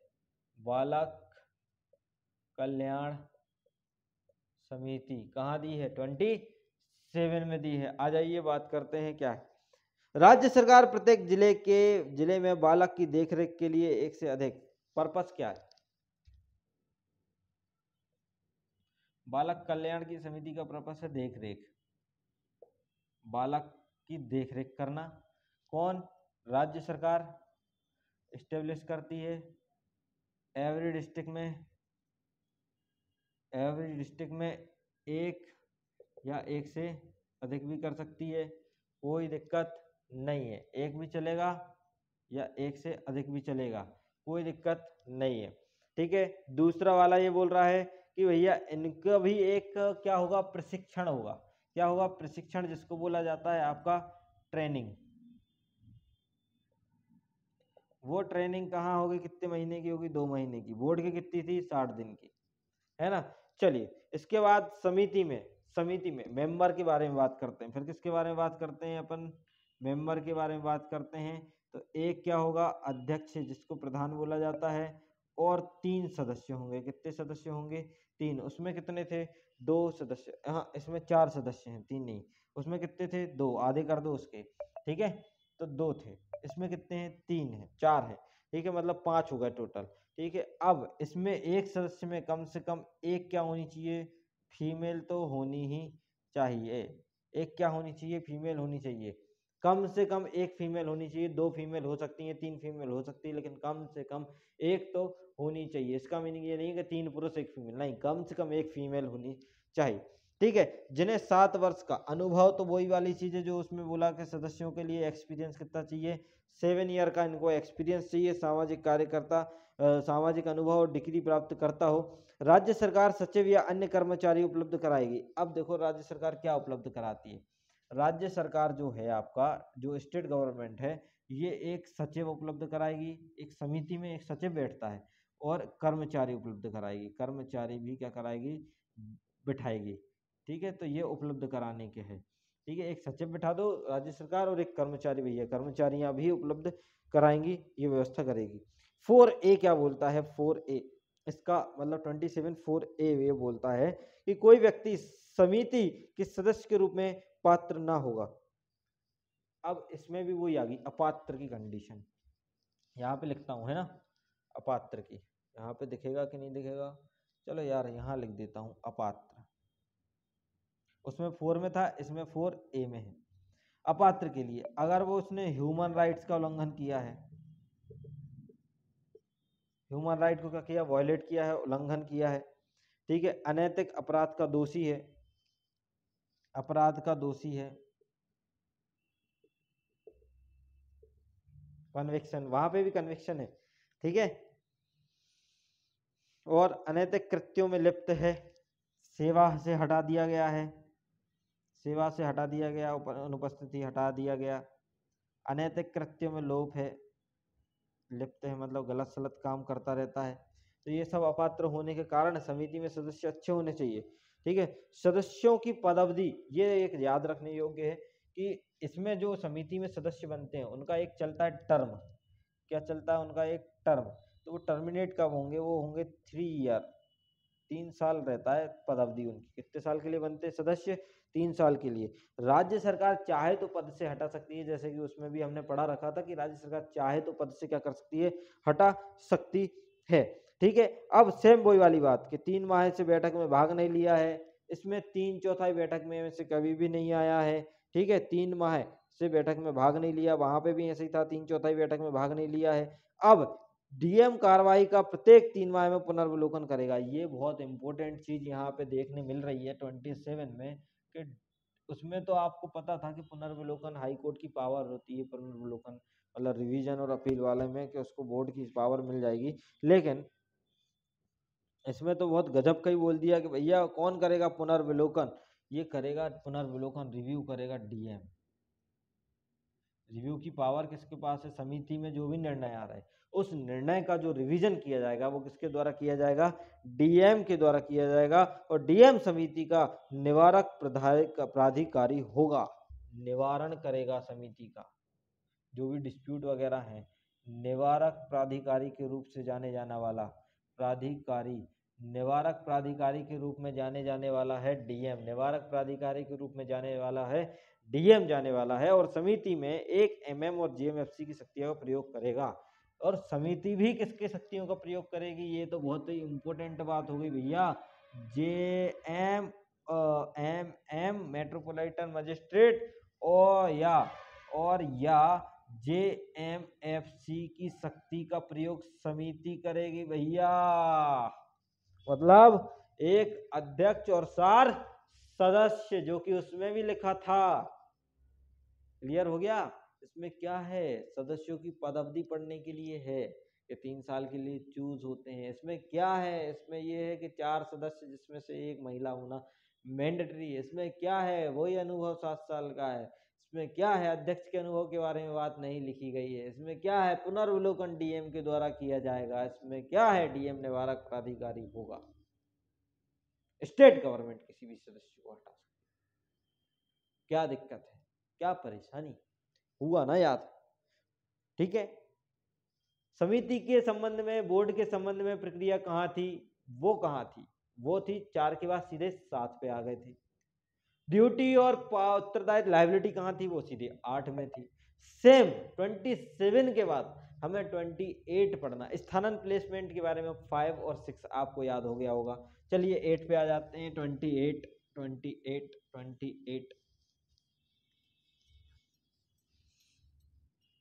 एक खिलास खल्लास तो नहीं बोलूंगा मैं, क्योंकि मैं देखो ऐसे ही पढ़ाता हूँ मैं। ये ऐसा नहीं हो पाया। मुझे तो ये ऐसा रहता है कि आपको याद हो जाए एक बार में, वन शॉट मतलब याद, ठीक है, याद मतलब वन शॉट, ये होता है याद वन शॉट।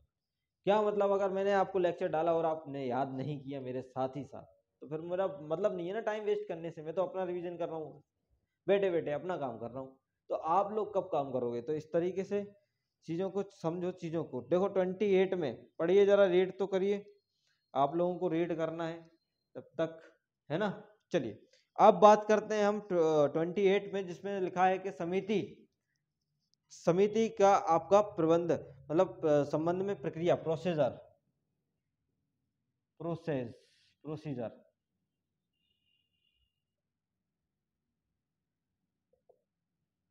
कमेटी, समिति के संबंध में प्रोसीजर 28 में दिया गया है। ये बोला समिति 1 माह में कम से कम 20 बैठक करेगी। वाह, 1 माह में 20 बैठक का प्रोविजन है भैया, गजब। 1 माह में 20 मतलब 1 के बराबर रख दो 20, और अंतिम निर्णय में कम से कम 3 सदस्य होंगे, कम से कम 3 सदस्य होंगे जजमेंट में। ओके, चलिए 3 सदस्य होंगे इसमें, ठीक है। उसमें क्या था भैया प्रोसीजर, अगर आपको याद हो 7 वाली की, तो आप लोग मुझे बता सकते हो। तो उसमें भी बोला गया था भैया कम से कम निर्णय के समक्ष कम से कम 2 सदस्य होंगे। इसमें 3 सदस्य होंगे, उसमें 2 सदस्य होंगे, क्योंकि उसमें 3 थे, इसमें 5 थे, तो 5 में से 3 ले ली, इसमें 3 होंगे सदस्य। लेकिन जब भी डिस्प्यूट अगर होता है, मतभेद होता है, प्रधान का मत, ठीक है। इसमें ऐसा कुछ है नहीं, अगर होगा इसमें भी डिस्प्यूट होगा तो एक आपका अध्यक्ष है उसका वोट होगा, ठीक है। चलिए 1 माह में 20 बैठक याद रखना बस।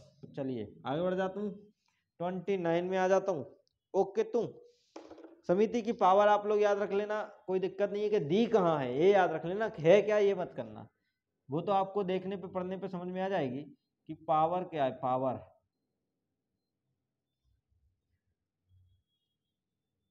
कहाँ दी गई है? 29 में दी गई है।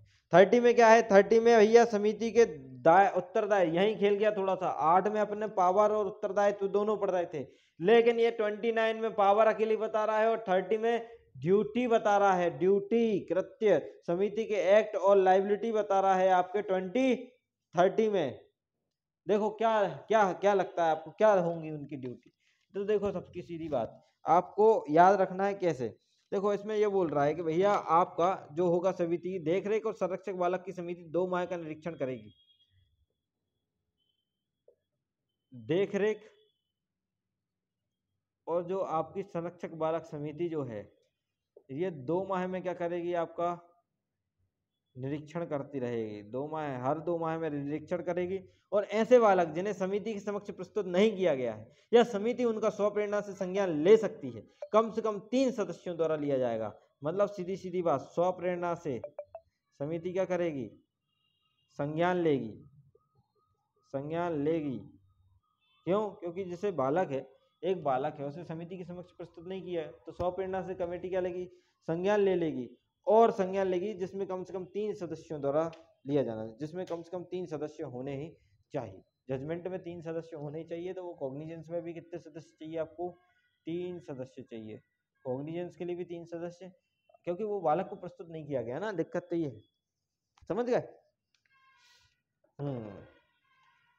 अब चैप्टर 3 चैप्टर 5 हो गया।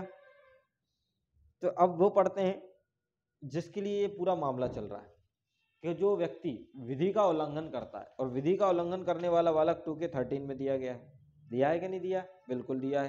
तो और बालक के संबंध में प्रक्रिया, अब बालक कहाँ दिया गया है? विधि का उल्लंघन करने वाले बालक, तो 2 के 13 में आज हम पढ़ते हैं।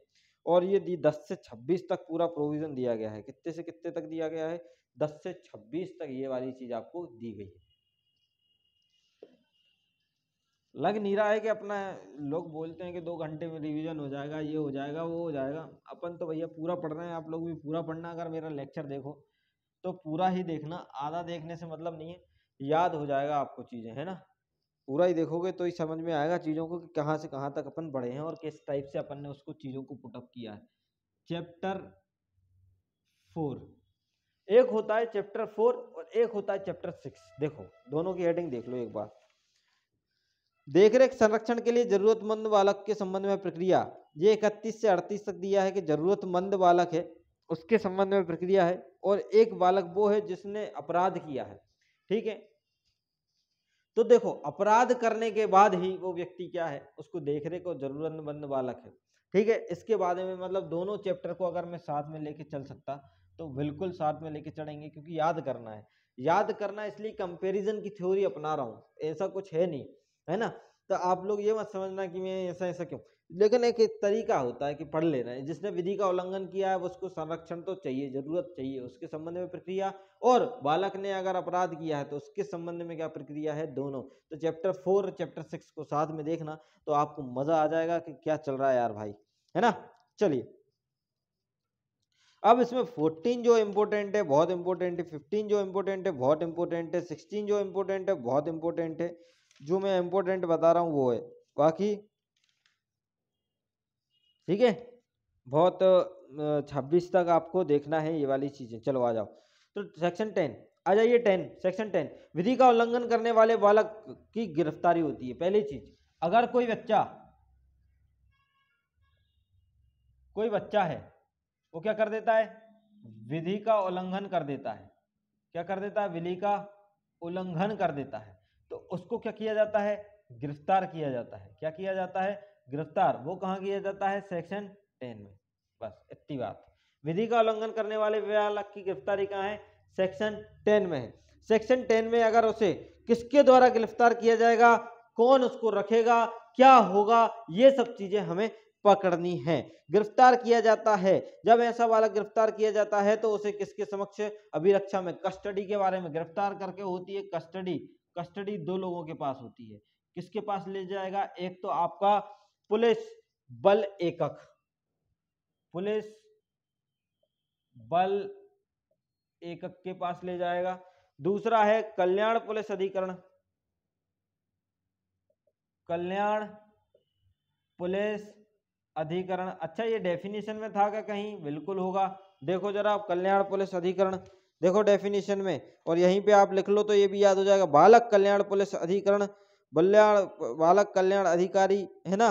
तो ये देख लेना जरा एक बार, मैनेज कर लेना, अगर डेफिनेशन में मिल जाए तो आपको समझ में आ जाएगा। ठीक है, अभिरक्षा में इनकी कस्टडी में रखा जाएगा। देन पहला तो ये कस्टडी हो गई, एक बालक पुलिस बल एकक की कस्टडी में और कल्याण बालक पुलिस अधिकरण की कस्टडी में। अब दूसरा जो है, कस्टडी के बाद इसको करना है पेश। क्या करना है इसको, पेश। क्या इसको जेल में रखा जाएगा, क्या कस्टडी में है, जेल में नहीं डाला जाएगा, जेल में नहीं रखेंगे, जेल में नहीं रखेंगे। अब क्या इस बालक को 24 घंटे से अधिक के लिए रखा जा सकता है क्या, नहीं, 24 घंटे के भीतर भीतर पेश करो।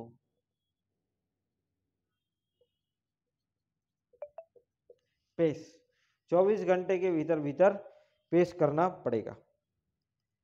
ठीक है, ये वाली चीज आपको क्लियर होनी चाहिए। चलिए, सेक्शन 11 क्या बात करता है, यदि ऐसे व्यक्ति की भूमिका जिसके प्रभार में बालक को रखा गया। अब कस्टडी, ऐसे व्यक्ति की भूमिका में जिसको, अब कस्टडी इसमें बोल रहा है एक कस्टडी और मिलेगी, वो सेक्शन 11 में है। सेक्शन 11 में ये बोल रहा है ऐसे व्यक्ति की भूमिका। व्यक्ति कौन है भैया, माता पिता, बस इधर व्यक्ति के माता पिता डाल दो।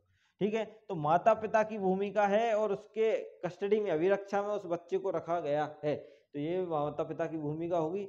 तो ये वाली चीज आपको ध्यान में समझ में आनी चाहिए। तो सेक्शन 11 आपको समझ में आएगा कि उस व्यक्ति की भूमिका जिसके प्रभार में बालक को रखा गया है, उस व्यक्ति की भूमिका मतलब माता पिता की क्या भूमिका होगी, जिसमें उसमें बालक को कस्टडी में रखा गया है, कस्टडी में माता पिता की कस्टडी में रखा गया है बालक को। ठीक है, ये वाली चीज आप लोग याद रखना। सेक्शन 12 पे मैं बात करता हूँ। सेक्शन 12 बहुत इंपॉर्टेंट सेक्शन है, इसमें बेल है। क्या है इसमें, बेल है, 12 से बेल, 12 से बेल, है ना। ऐसे व्यक्ति की जमानत जो विधि का उल्लंघन करने वाला बालक है। अब ये भैया विधि का उल्लंघन 10 में करता है तो बेल का ऑप्शन 12 में खुलता है, 11 में कस्टडी है माता पिता की। ये इस तरीके से आप लोग याद रख सकते हैं। क्या बोला, ऐसा व्यक्ति जमानत पर छोड़ दिया जाएगा या परिवीक्षा अधिकारी की अभिरक्षा में रखा जाएगा। पहली चीज, उसमें दो कंडीशन लगा दी, या तो हम उसको बेल देंगे, दूसरी चीज, अगर नहीं देंगे तो कस्टडी में रखेंगे। और कस्टडी किसकी होगी? कस्टडी होगी परिवीक्षा अधिकारी की।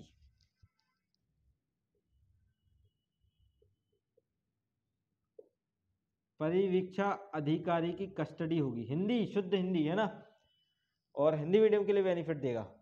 तो परिवीक्षा अधिकारी की क्या होगी? ये कस्टडी होगी अगर नहीं देंगे तो।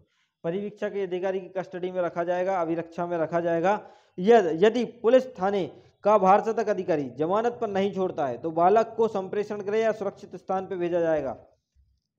नहीं दोगे तो पहले परिवीक्षा की कस्टडी में रखा, तो फिर क्या करेगा वो पुलिस अधिकारी, ये जो अधिकारी है पुलिस अधिकारी, ये भेजेगा उसको दो जगह, या तो संप्रेषण गृह में भेज सकता है, संप्रेषण गृह में, या तो सुरक्षित स्थान पे। या तो संप्रेषण गृह में भेज सकता है या तो सुरक्षित स्थान में रखा जाएगा। यदि बालक 7 दिन में शर्तों का पालन नहीं करता तो उसे बोर्ड के समक्ष प्रस्तुत किया जाएगा। इतने के बाद भी उसको, व्यक्ति को दिया जाएगा समय, बालक को कितने दिन का? 7 दिन का। और 7 दिन में बेल देने के लिए जो जो कंडीशन है, अगर उनका पालन नहीं करता है तो फिर बोर्ड के समक्ष भेजना है।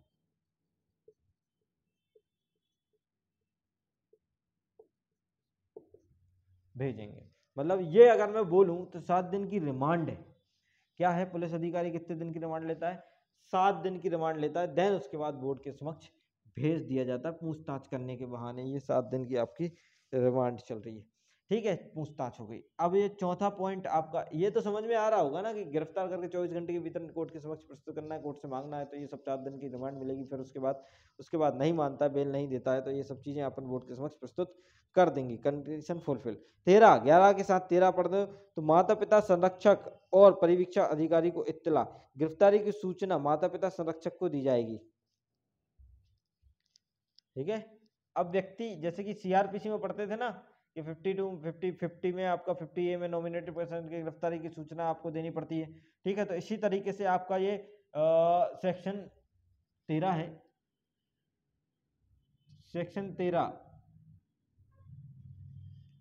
सेक्शन 13 है कि मुझे गिरफ्तार किया गया है तो मुझे सूचना देने, सूचना मतलब नोटिस किसका? अरेस्ट का। ऑप्शन खुले हैं, माता के, पिता के, संरक्षक के।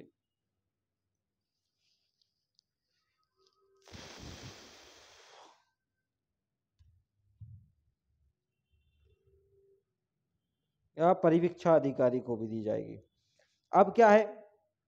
गिरफ्तारी की सूचना माता पिता संरक्षक को दी जाएगी। परिवीक्षा अधिकारी जो कि 2K 48 में है, परिवीक्षा अधिकारी भी लिखी लो यार, बहुत बार आ गया। 2K 48 में आपको डिफाइन किया गया है परिवीक्षा अधिकारी। 2K 48 में ये लिखा है कि परिवीक्षा अधिकारी या बालक कल्याण अधिकारी को 2 सप्ताह के भीतर बालक की पृष्ठभूमि की रिपोर्ट दी जानी चाहिए। रिपोर्ट दी जाएगी, बालक की पृष्ठभूमि की रिपोर्ट दी जाएगी। और 2K 17 में आपका बालक कल्याण अधिकारी है भैया, बालक कल्याण अधिकारी है। याद रखना, गिरफ्तार करने के बाद की कंडीशन अलग है, उसको जेल नहीं भेजेंगे, हवालात में नहीं भेजेंगे। गिरफ्तार करने के बाद जब उसे पुलिस ऐसे वाला गिरफ्तार किया जाता है तब उसे पुलिस बालिका को कल्याण पुलिस अधिकरण के पास भेजा जाएगा। और ये वाली चीज अलग बोल रहा है। फिर उसके बाद बेल के लिए अलग बोला है। फिर उसके बाद अरेस्ट नोटिस माता पिता संरक्षण परिवीक्षा अधिकारी, अब बोल रहा है रिपोर्ट तैयार करनी है। तो एक चीज हमने वहां पे अभी पढ़ी थी कि जब भी अपन रिपोर्ट, तो 15 दिन है ना, 15 दिन के भीतर रिपोर्ट तैयार करनी है। समिति वाली भी बात थी इसमें कुछ, है ना। लेकिन इसमें क्या बात है? इसमें बोल रहा है कि भैया 2 सप्ताह के भीतर बालक की पृष्ठभूमि की रिपोर्ट तैयार करनी है। मतलब 2 सप्ताह के भीतर, इसके नोटिस अरेस्ट है तो 2 सप्ताह के भीतर, कितने सप्ताह के भीतर? 2 सप्ताह के भीतर बालक पृष्ठभूमि कि कैसा है, कैसा नेचर है, ये सब चीजें 2 सप्ताह के भीतर कौन तैयार करता है? एक तो आपका परिवीक्षा अधिकारी जो कि 2K 48 में है, और एक आपका बालक कल्याण अधिकारी, बालक कल्याण अधिकारी। ये 2K17 में है। ठीक है, ये रिपोर्ट तैयार करते हैं। क्लियर है? आगे बढ़े क्या? चलिए आगे बढ़ते हैं। ठीक है, चलिए चलिए चलिए, बस इतना ही इतना ही इतना ही इतना ही इतना ही इतना ही। इत्तला के बारे में माता पिता संरक्षण और परिवीक्षा अधिकारी को दी जाएगी। परिवीक्षा अधिकारी बालक की 2 सप्ताह के भीतर भीतर रिपोर्ट तैयार करेंगे। बालक कल्याण अधिकारी 2K7 में। ये वाली चीज आपको पूरी याद हो गई होगी, आशा करते हैं कि याद हो गई होगी भैया। मुझे तो लगता है कि यार हो तो जानी चाहिए रिपोर्ट वाली। बालक कल्याण प्रस्तुत रिपोर्ट करना है, बालक बालक को 15 दिन के भीतर रिपोर्ट प्रस्तुत करना है। बोर्ड में ये लिखा था, है ना? कमेटी में मत चले जाना, मैं दिमाग से स्लिप हो जाता। ठीक है, 14 देखो, 14 विधि का उल्लंघन करने वाले बालक के संबंध में बोर्ड की जांच। अब विधि का उल्लंघन करने वाले बालक के संबंध में बोर्ड भी आएगा। देखो आप, देखो कैसा चल रहा है मामला। गिरफ्तार किया, 10 में कस्टडी में लिया पुलिस, बालक एकक में कल्याण पुलिस अधिकरण में, जेल नहीं भेजा, 24 घंटे के भीतर बोर्ड में पेश करना है। माता पिता के संरक्षण कस्टडी में भी उसको दिया जा सकता है। जब 12 में बेल का मैटर आया तो बेल नहीं देंगे, अगर बेल देंगे तो बोल रहा कस्टडी में जाएगा परिवीक्षा अधिकारी की, और परिवीक्षा अधिकारी उस व्यक्ति को जेल ना भेज के संप्रेषण गृह में भेजेगा और सुरक्षित स्थान पर भेजेगा, और 7 दिन के भीतर भीतर उसको बोर्ड के समक्ष भेजेगा। इसी में आप 7 दिन के भीतर भीतर बोर्ड के समक्ष भेजेगा। साथ में एक चीज और लिख लीजिए कि 2 सप्ते में रिपोर्ट तैयार करेगा उस बालक की। पृष्ठभूमि की कौन करेगा? बाल कल्याण अधिकारी करेगा। तो ये वाली बात कहाँ लिखी है? 13 में लिखी है। और 13 में सूचना के बारे में कि गिरफ्तारी की सूचना माता पिता संरक्षण परिवीक्षा अधिकारी को दी जाएगी। और 14 में ये बोला गया है कि भैया बोर्ड क्या करेगा? जांच करेगा। बोर्ड की जांच किसके संबंध में? जब बालक को गिरफ्तार किया है या बालक उल्लंघन किया विधि का।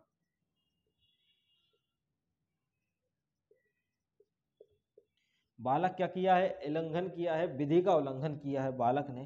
तो जांच क्या होगी यार? क्या करेंगे जी जांच में? आखिर जांच में ये करेंगे, बोर्ड के समक्ष बालक को लाया जाता है तब जांच करेगा। जब तक हम लाएंगे नहीं, हम भैया बोर्ड के समक्ष नहीं लाएंगे तो तुम कैसे जांच कर लोगे? जांच जब लाएंगे जांच करेंगे, और जांच बालक पेश किए जाने की तारीख से, जैसे पेश किया उसकी तारीख से 4 माह के भीतर पूरी करेगी जांच, और 2 माह और बढ़ाई जा सकती है। वाह यार वाह, खेल गया यार ये तो। इसको अच्छे से बनाते हैं ना। बोर्ड की जांच गिरफ्तार किए गए बालक के संबंध में। वाह,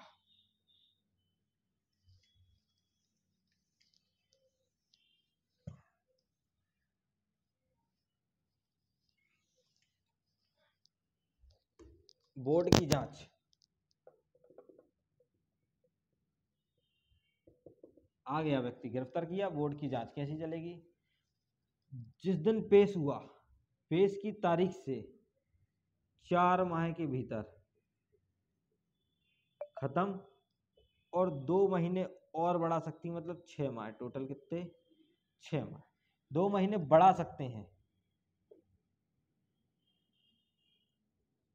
अगर रीजनेबल कॉज दिख रहा है तो। ठीक है, इसके बाद जांच जघन्य अपराध के संबंध में, छोटे अपराध के संबंध में, जघन्य अपराध के निपटारे के संबंध में, मतलब 2 ऑफेंस के बारे में बात है। गिरफ्तार किए गए व्यक्ति द्वारा 2 ऑफेंस होते हैं। बोर्ड जांच करेगी किसके?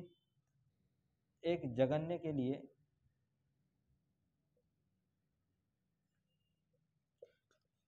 और एक छोटे अपराध के लिए।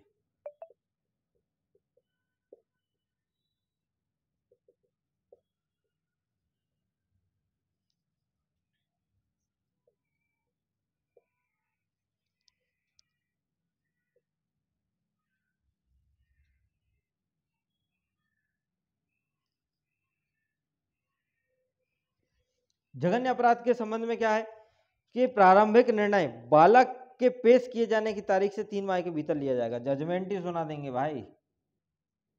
जांच होगी कितने? 4 महीने में, और जांच के बाद ये अपना टोटल समय मान लो 6 महीने। ठीक है, 6 मंथ जांच के बाद जो निर्णय होगा कितने महीने के भीतर होगा? 3 माह के भीतर। जजमेंट 3 माह के भीतर सुना दिया जाएगा बोर्ड के द्वारा। ठीक है, ठीक ये नहीं, ये अलग ही है ना? जजमेंट लिख लो, ये ऐसा मत करो, ऐसा कर लो, ऐसा कर लेते हैं जजमेंट।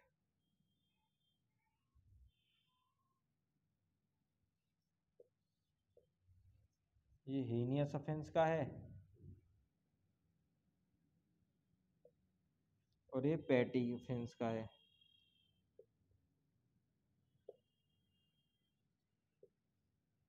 हीनियस ऑफेंस के बारे में बोल रहा है कि जजमेंट सुना दिया जाएगा कितने महीने के भीतर? 3 मंथ। कब से? जिस दिन पेश किया, पेश करने से 3 माह, पेश करने से कितने महीने के भीतर? 3 माह के भीतर जजमेंट सुना दिया जाएगा। ठीक है, ये वाली चीज आपको समझ में आ गई। आगे बढ़े। छोटे मामलों के संबंध में जांच यदि विहित पूरी नहीं होती है तो कार्रवाई समाप्त हो जाएगी। लो, तुम्हें हमने कितने महीने दिए जांच करने के लिए? 4 महीने दिए। उसके बाद 2 महीने चलो और बढ़ा दिए। और अगर छोटा मामला है और अगर तुम जांच ही नहीं कर पा रहे हो तो फिर क्या करा जाएगा? कार्रवाई समाप्त की जाएगी। भाई क्या दिक्कत है? कार्रवाई समाप्त हो गई आपकी। ठीक है। इसके बाद यदि घोर अपराध है, घोर अपराध भी है, घोर अपराध या जघन्य अपराध की जांच समय पर पूरी नहीं होती, ये तो अलग ही टॉपिक है ना।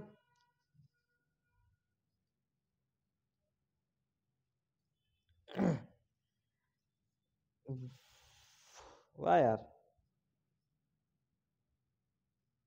अलग ही चीज है, अलग ही जघन्य अपराध के बारे में।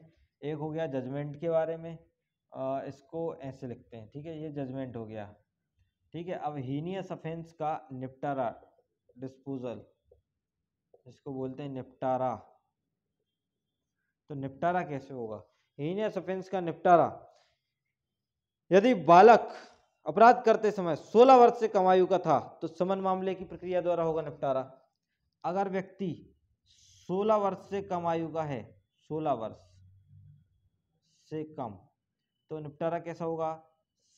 समन जैसा, समन मामले जैसा, जैसा कि सीआरपीसी में होता है। ठीक है, समन मामले जैसा होगा। 259 से लेके जो आगे अपने पढ़ा है उस चीज में, तो समन मामले जैसा हो जाएगा। ठीक है। और अगर बालक 16 वर्ष से अधिक आयु का था तो 15 की प्रक्रिया का अनुसरण किया जाएगा। और अगर 16 वर्ष से अधिक का है तो सेक्शन 15 पढ़ेंगे। ये डिस्पोजल है हीनियस ऑफेंस का। मतलब जजमेंट जाएगा 3 महीने में पेश की जाने की तारीख से, और डिस्पोजल होगा उसका 16 वर्ष से कम समन मामले में और 16 वर्ष से अधिक 15 सेक्शन 15 वाले मामले में। अब आ जाते हैं हम छोटे मामले में। ये आपका कौन सा? पैटी केसेस के बारे में आ जाते हैं, पैटी ऑफेंसेस के बारे में आ जाते हैं। ठीक है, इसके बारे में क्या बोला गया है? इसके बारे में बोला गया है कि भैया जांच अगर पूरी नहीं हुई, अगर क्या नहीं हुई? जांच पूरी नहीं हुई तो क्या कर देंगे? समाप्त कर देंगे कार्रवाई। तो कार्रवाई क्या हो जाएगी आपकी? लेकिन कार्रवाई होगी कैसे? समान मामलों जैसी।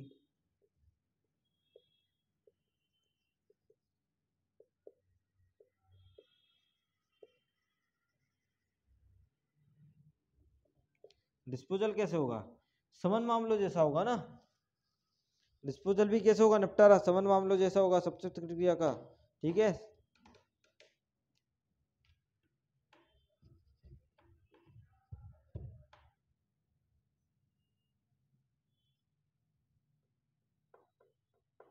और ये तो हम वैसे ही पढ़ चुके हैं, कहाँ गया? ये 2 महीने बढ़ाएगा। ये 2 महीने कैसे बढ़ेंगे? देखो 2 महीने समझ लो, 2 महीने 2 चीजों में बढ़ेंगे। चाहे तो आप घोर अपराध ले लो या जघन्य अपराध ले लो। ये 2 महीने ऐसे नहीं बढ़ेंगे।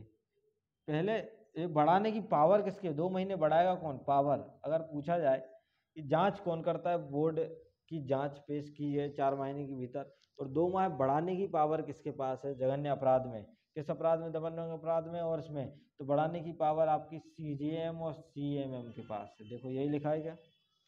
सीजेएम और सीएमएम के पास है। और जब ये बढ़ाएंगे, क्योंकि पूरी नहीं हो गई तो रीजन रिकॉर्ड करना है। 14 याद हो गया होगा मेरे ख्याल से। विधि का उल्लंघन करने वाले बालक की गिरफ्तारी बोर्ड जांच करेगी, पेश की जाने वाली तारीख के 4 माह के भीतर उसको पेश किया जाएगा। और 2 माह और बढ़ाया जाएगा।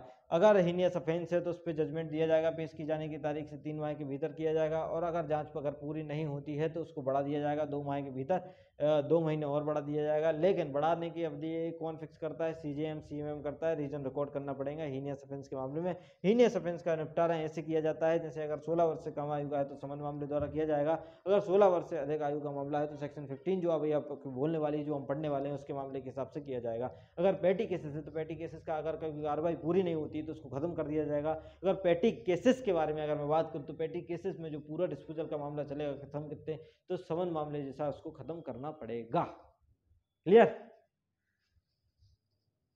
हम हैं। चलिए भैया,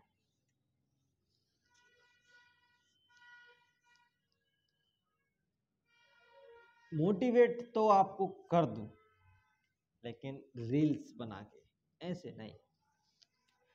क्लास में मोटिवेशन अलग, ऑफलाइन आते तो मज़ा ही कुछ और होता, लेकिन आप लोग ऑनलाइन ही हो क्योंकि समय नहीं है, हो सकता है। वैसे भी मैं ज़्यादा स्टूडेंट तो ले ही नहीं रहा था, है ना। चलिए सेक्शन 15 और बता देना मुझे, है ना, ये मेरे दिमाग में चल रहा है, मैं ग्रुप पे मैसेज भी डाल दूंगा, लेकिन आप लोग अगर यूट्यूब पे बता दो तो ज़्यादा अच्छी बात है। अगर देख रहे हो, कोई भी देख रहा है जिसको लेना है तो ऑफलाइन है, ऑनलाइन नहीं है। ऑनलाइन की डिमांड मत करना, ऑफलाइन आपके पास ये सब इतनी सारी मेरे पास चेयर बैठी हैं, 20 बच्चे ही लूंगा, इससे ज़्यादा मैं नहीं ले पाऊंगा, ना ही मुझे इतना करना है। तो पहली चीज़ तो जो आएगा वो पाएगा, जो नहीं आएगा वो नहीं पाएगा, और जो आ जाएगा उसका 3 4 5 6 दिन में पूरा सब्जेक्ट पूरा करवा के, पूरा पूरा करा के, याद वाद कर करा के फ्री हो जाएंगे। फिर निश्चिंत रहना, आराम से ओटी लगाना, प्रैक्टिस करना, जैसा भी करना वैसा करना, ठीक है। जब तक ना हो सफल, नींद चैन को त्यागो तुम, संघर्ष का मैदान छोड़कर मत भागो तुम, कुछ किए बिना जय जयकार नहीं होती, और मेहनत करने वाले की कभी हार नहीं होती। टेंशन मत लेना, आज होगी कल होगी, विजय तो जरूर होगी, क्योंकि पढ़ाने वाला का नाम है विजय, ठीक है। मजाक कर रहा हूँ, अदरवाइज मत ले लेना मेरी बात को कोई भैया। एक तो कैमरे के सामने पढ़ाता हूँ, बच्चे रहते नहीं हैं, बहुत सारी चीज़ें रहती हैं, खुद के एक्सप्रेशन में चलते हैं, खुद की चीज़ों में चलते हैं, मज़ा आता रहता है, चीज़ों को समझते जाते हैं, है ना। चलिए सेक्शन 15 क्या बोल रहा है? बोर्ड द्वारा जघन्य अपराधों के संबंध में प्रारंभिक निर्णय। ओ माय गॉड, बोर्ड द्वारा जघन्य अपराधों के संबंध में प्रारंभिक निर्णय, मतलब ये बात कर रहा है 16 वर्ष से अधिक आयु का जो बच्चा है, उसने अगर कोई जघन्य अपराध किया है तो बोर्ड का जजमेंट क्या है? तो फिर बोर्ड का जजमेंट क्या है? देखो, 16 वर्ष या उससे अधिक आयु के बच्चे के बालक अपराध किया जाना कहते थे, तब बोर्ड अपराध के संबंध में प्रारंभिक निर्णय दे सकेगा तथा धारा 18 की उपधारा 3 के अनुसार आदेश का अनुसरण करेगा। अतः 12 बोर्ड की यह धारा विचार होगी कि बालक का सामान्य विचारणा किया जाए और उसे सक्षम न्यायालय के समक्ष प्रस्तुत किया जाए। उनने कितना टाल दिया, बोर्ड बोलेगा 16 वर्ष से अधिक आयु का बच्चा जघन्य अपराध है तो बोर्ड बोलेगा एक काम करो, सेक्शन 18 के 3 में कोर्ट में भेज देते हैं अपन, बस। प्रारंभिक निर्णय ये हो गया इनका जो प्रारंभिक निर्णय है ये है प्रारंभिक, अंतिम नहीं है, इसलिए इसको प्रारंभिक बोल दिया। अंतिम किसका होगा? कोर्ट का होगा, क्योंकि वो अंतिम लगाएंगे, ठीक है। यदि बोर्ड का समाधान हो जाता है तो ऐसे बालक के जघन्य अपराध किया है या विचारण बोर्ड द्वारा किया जाना चाहिए, तब समन मामले की प्रक्रिया का विचारण करेगा। और अगर समाधान हो गया, ये तो हो गया प्रारंभिक निर्णय, और अगर समाधान नहीं हो रहा तो कोर्ट भेज दिया। दो तरीके के हो गए, अगर एक का हो गया समाधान और एक का हुआ नॉट समाधान, और नॉट समाधान हुआ तो कोर्ट भेजो बोर्ड, और अगर समाधान हुआ तो समन मामले जैसा खत्म कर दो।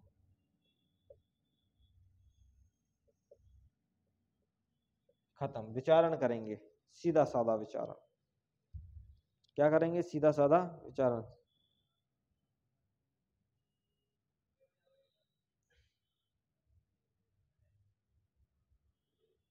ठीक है।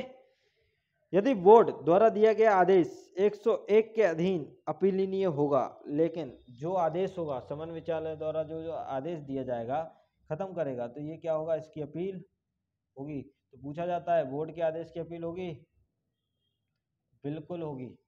वो कहाँ होगी अपील? 101 के 2 में, 1 के 2 में प्रारंभिक निर्धारण विचारण नहीं है। और ये प्रारंभिक निर्धारण जो है, प्रारंभिक ये विचारण नहीं है, ये ट्रायल नहीं है, एक्सप्लेनेशन में लिखा है स्पष्टीकरण।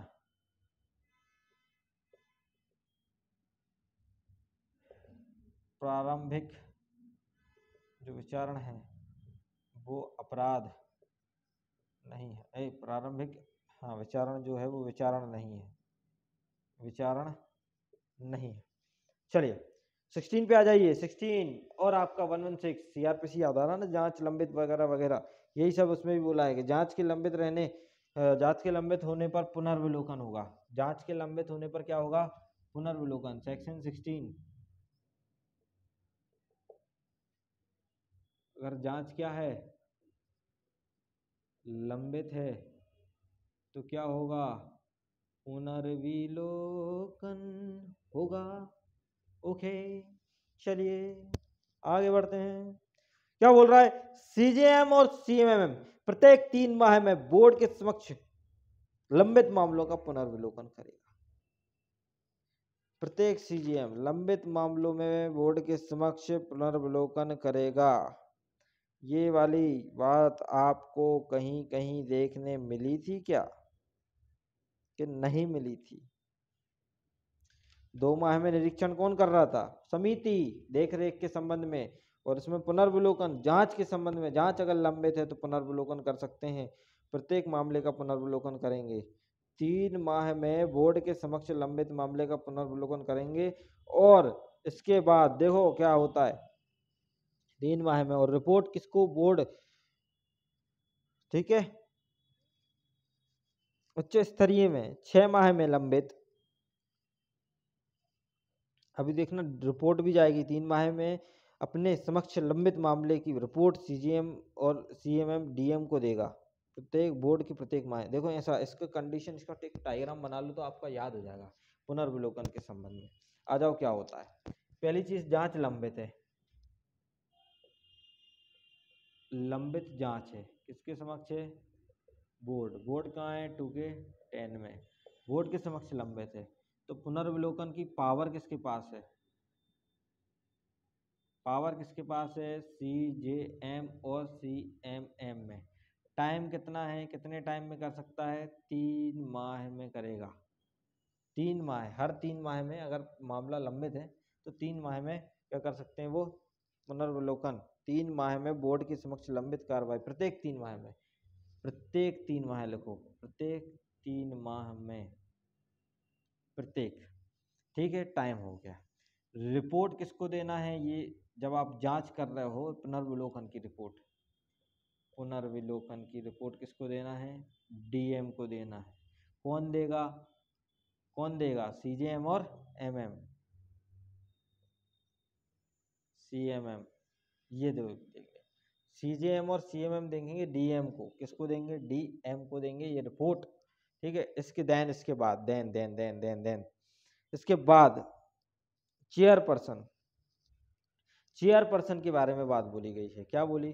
कि भैया इसमें ये लिखा है कि आपका देखो क्या है, ये लिखा उच्च स्तरीय समिति का प्रत्येक 6 माह में लंबित मामलों का पुनर्विलोकन किया जाएगा। अब आपकी एक पुनर्विलोकन की पावर, एक पावर और निकल के आ गई, या ऐसे ही कर लो, ऐसे मत करो। एक पावर किसके पास है? उच्च स्तरीय समिति के पास है। इनका टाइम कितना है? 6 माह है। इनका टाइम कितना है? 6 माह। सीजीएम सीएमएम का टाइम 3 माह, उच्च स्तरीय समिति का टाइम 6 माह। ये भी क्या कर सकते हैं? पुनर्विलोकन कर सकते हैं, बिल्कुल कर सकते हैं, ठीक है। अब समिति कैसी? अब समिति ही पढ़ लो कि उच्च स्तरीय समिति क्या है। तो ये, क्योंकि जब समिति पढ़ी तो वो समिति क्या थी? वो समिति में एक चेयरपर्सन था, एक अध्यक्ष था और 4 सदस्य थे जिसमें से एक महिला थी। तो क्या ये भी वही है? नहीं, इसमें यह बोला गया है कि भैया उच्च स्तरीय समिति में एक चेयरपर्सन होगा, पीठासीन अधिकारी बोलते हैं जिसको, चेयरपर्सन होगा। अब वो चेयरपर्सन की योग्यता जो विधिक सेवा प्राधिकरण का अध्यक्ष है,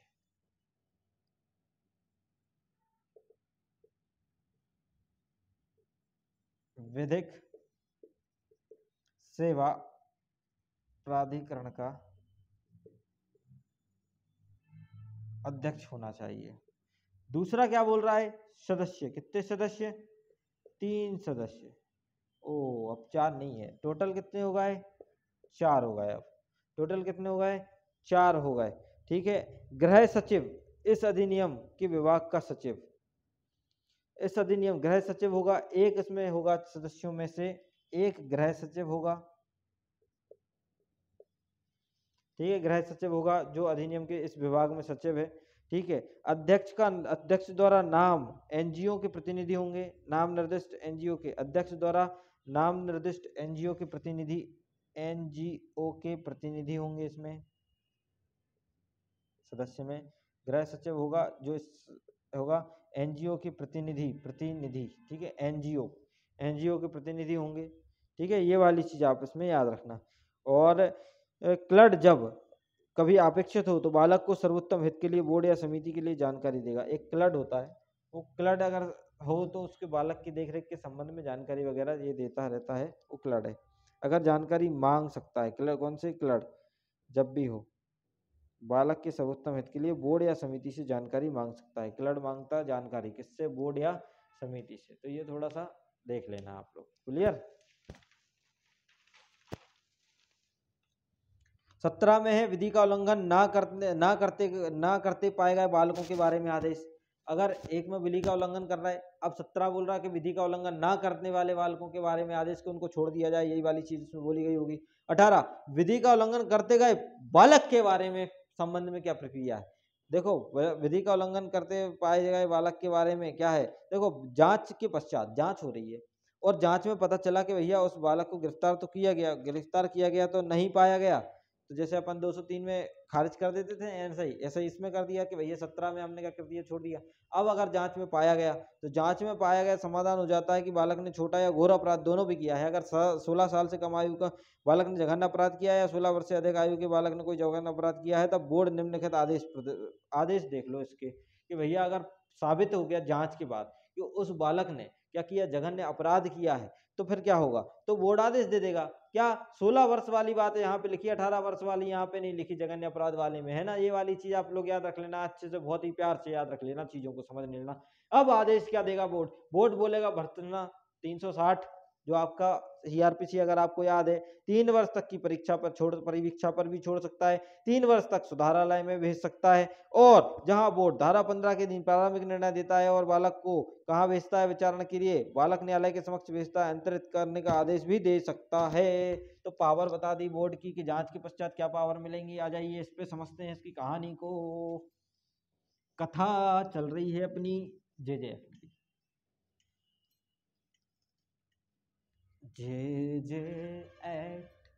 रुक जाना रे, जे एक्ट। पनिशमेंट याद करेंगे अपन इसी यूट्यूब चैनल पे दीन जुडिशरी के नाम से।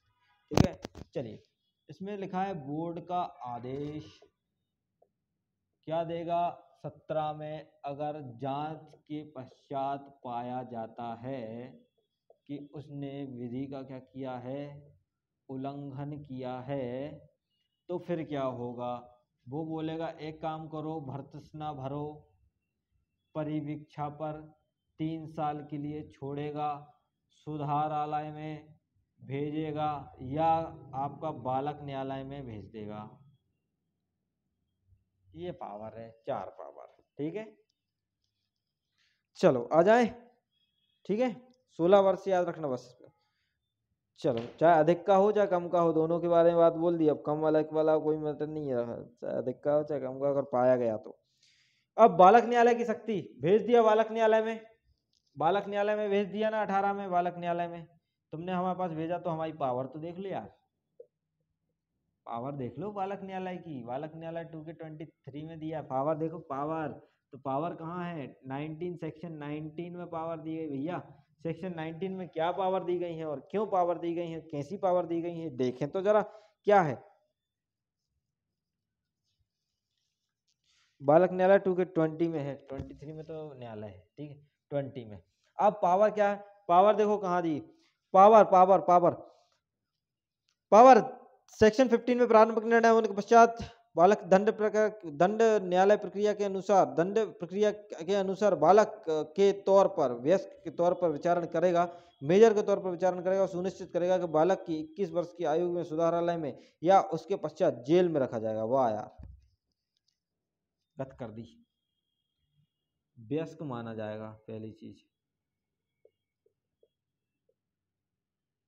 माना जाएगा, वयस्क माना जाएगा। बताओ, उस बच्चे को न्यायालय पहुंचा दिया, क्यों? क्योंकि उसने विधि का उल्लंघन किया था, फिर न्यायालय उसे वयस्क मान रहा है।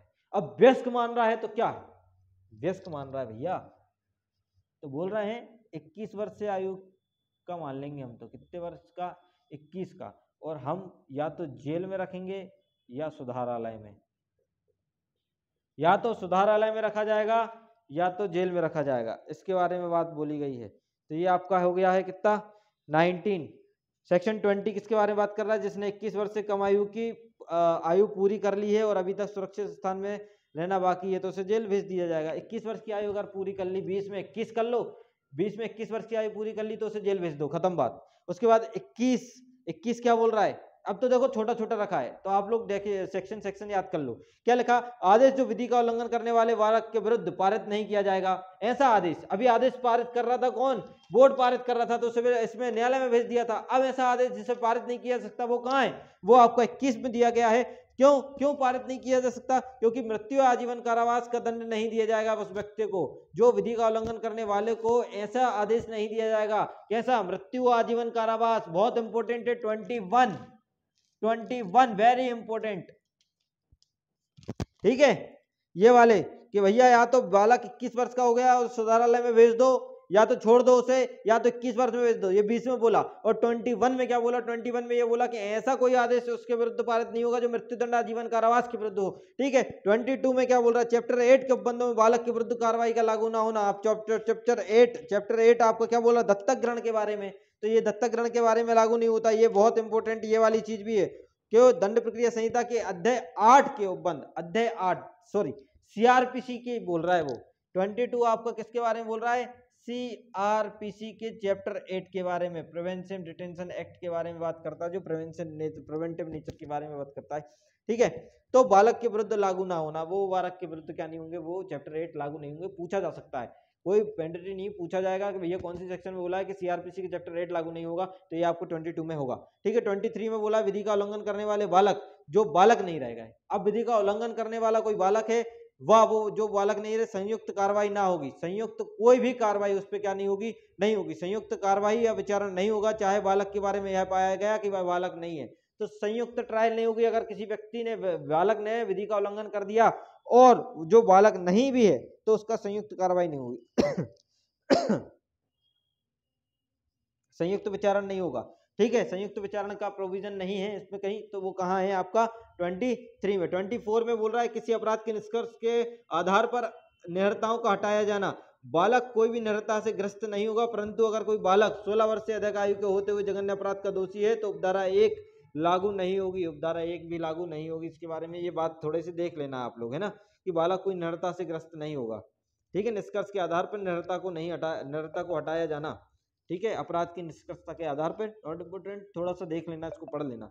25 में लंबित मामलों के बारे में विशेष उपबंध है, लंबित मामलों के बारे में जो कि आपके लंबित पेंडिंग केसेस हैं उसके बारे में स्पेशल प्रोविजन बताया गया है, तो 25 में जरा आप लोग एक बार देख लेना। और विधि का उल्लंघन करने वाले भगोड़े बालक के संबंध में प्रोविजन, भाग गया, विधि का उल्लंघन किया, भाग गया, तो प्रोविजन है, ठीक है, बहुत सारी चीजें इसमें दी गई हो, तो 26 में आप लोग देख लेना। जो मेन है, मैंने वो अकेला वो आपको बताया है, जिसपे क्वेश्चन बनने के चांस जहाँ से प्रोसीजर ज्यादा बनती है, प्रोसीजर जो चीजें हैं आपको वहां पे उसको कमांड करनी। क्लियर हुआ, चलिए नेक्स्ट वीडियो में देखते हैं इसके बारे में। आज हमारा 30 तक हमने पूरा कंप्लीट कर लिया है आपका जे एक्ट। अब इसके बाद बहुत सिंपल छोटे छोटे हैं, तो कल हम इसको खत्म कर देंगे। नमस्कार, शुक्रिया, धन्यवाद, और जुड़े रहिए ड्रीम जुडिशरी इंदौर के साथ।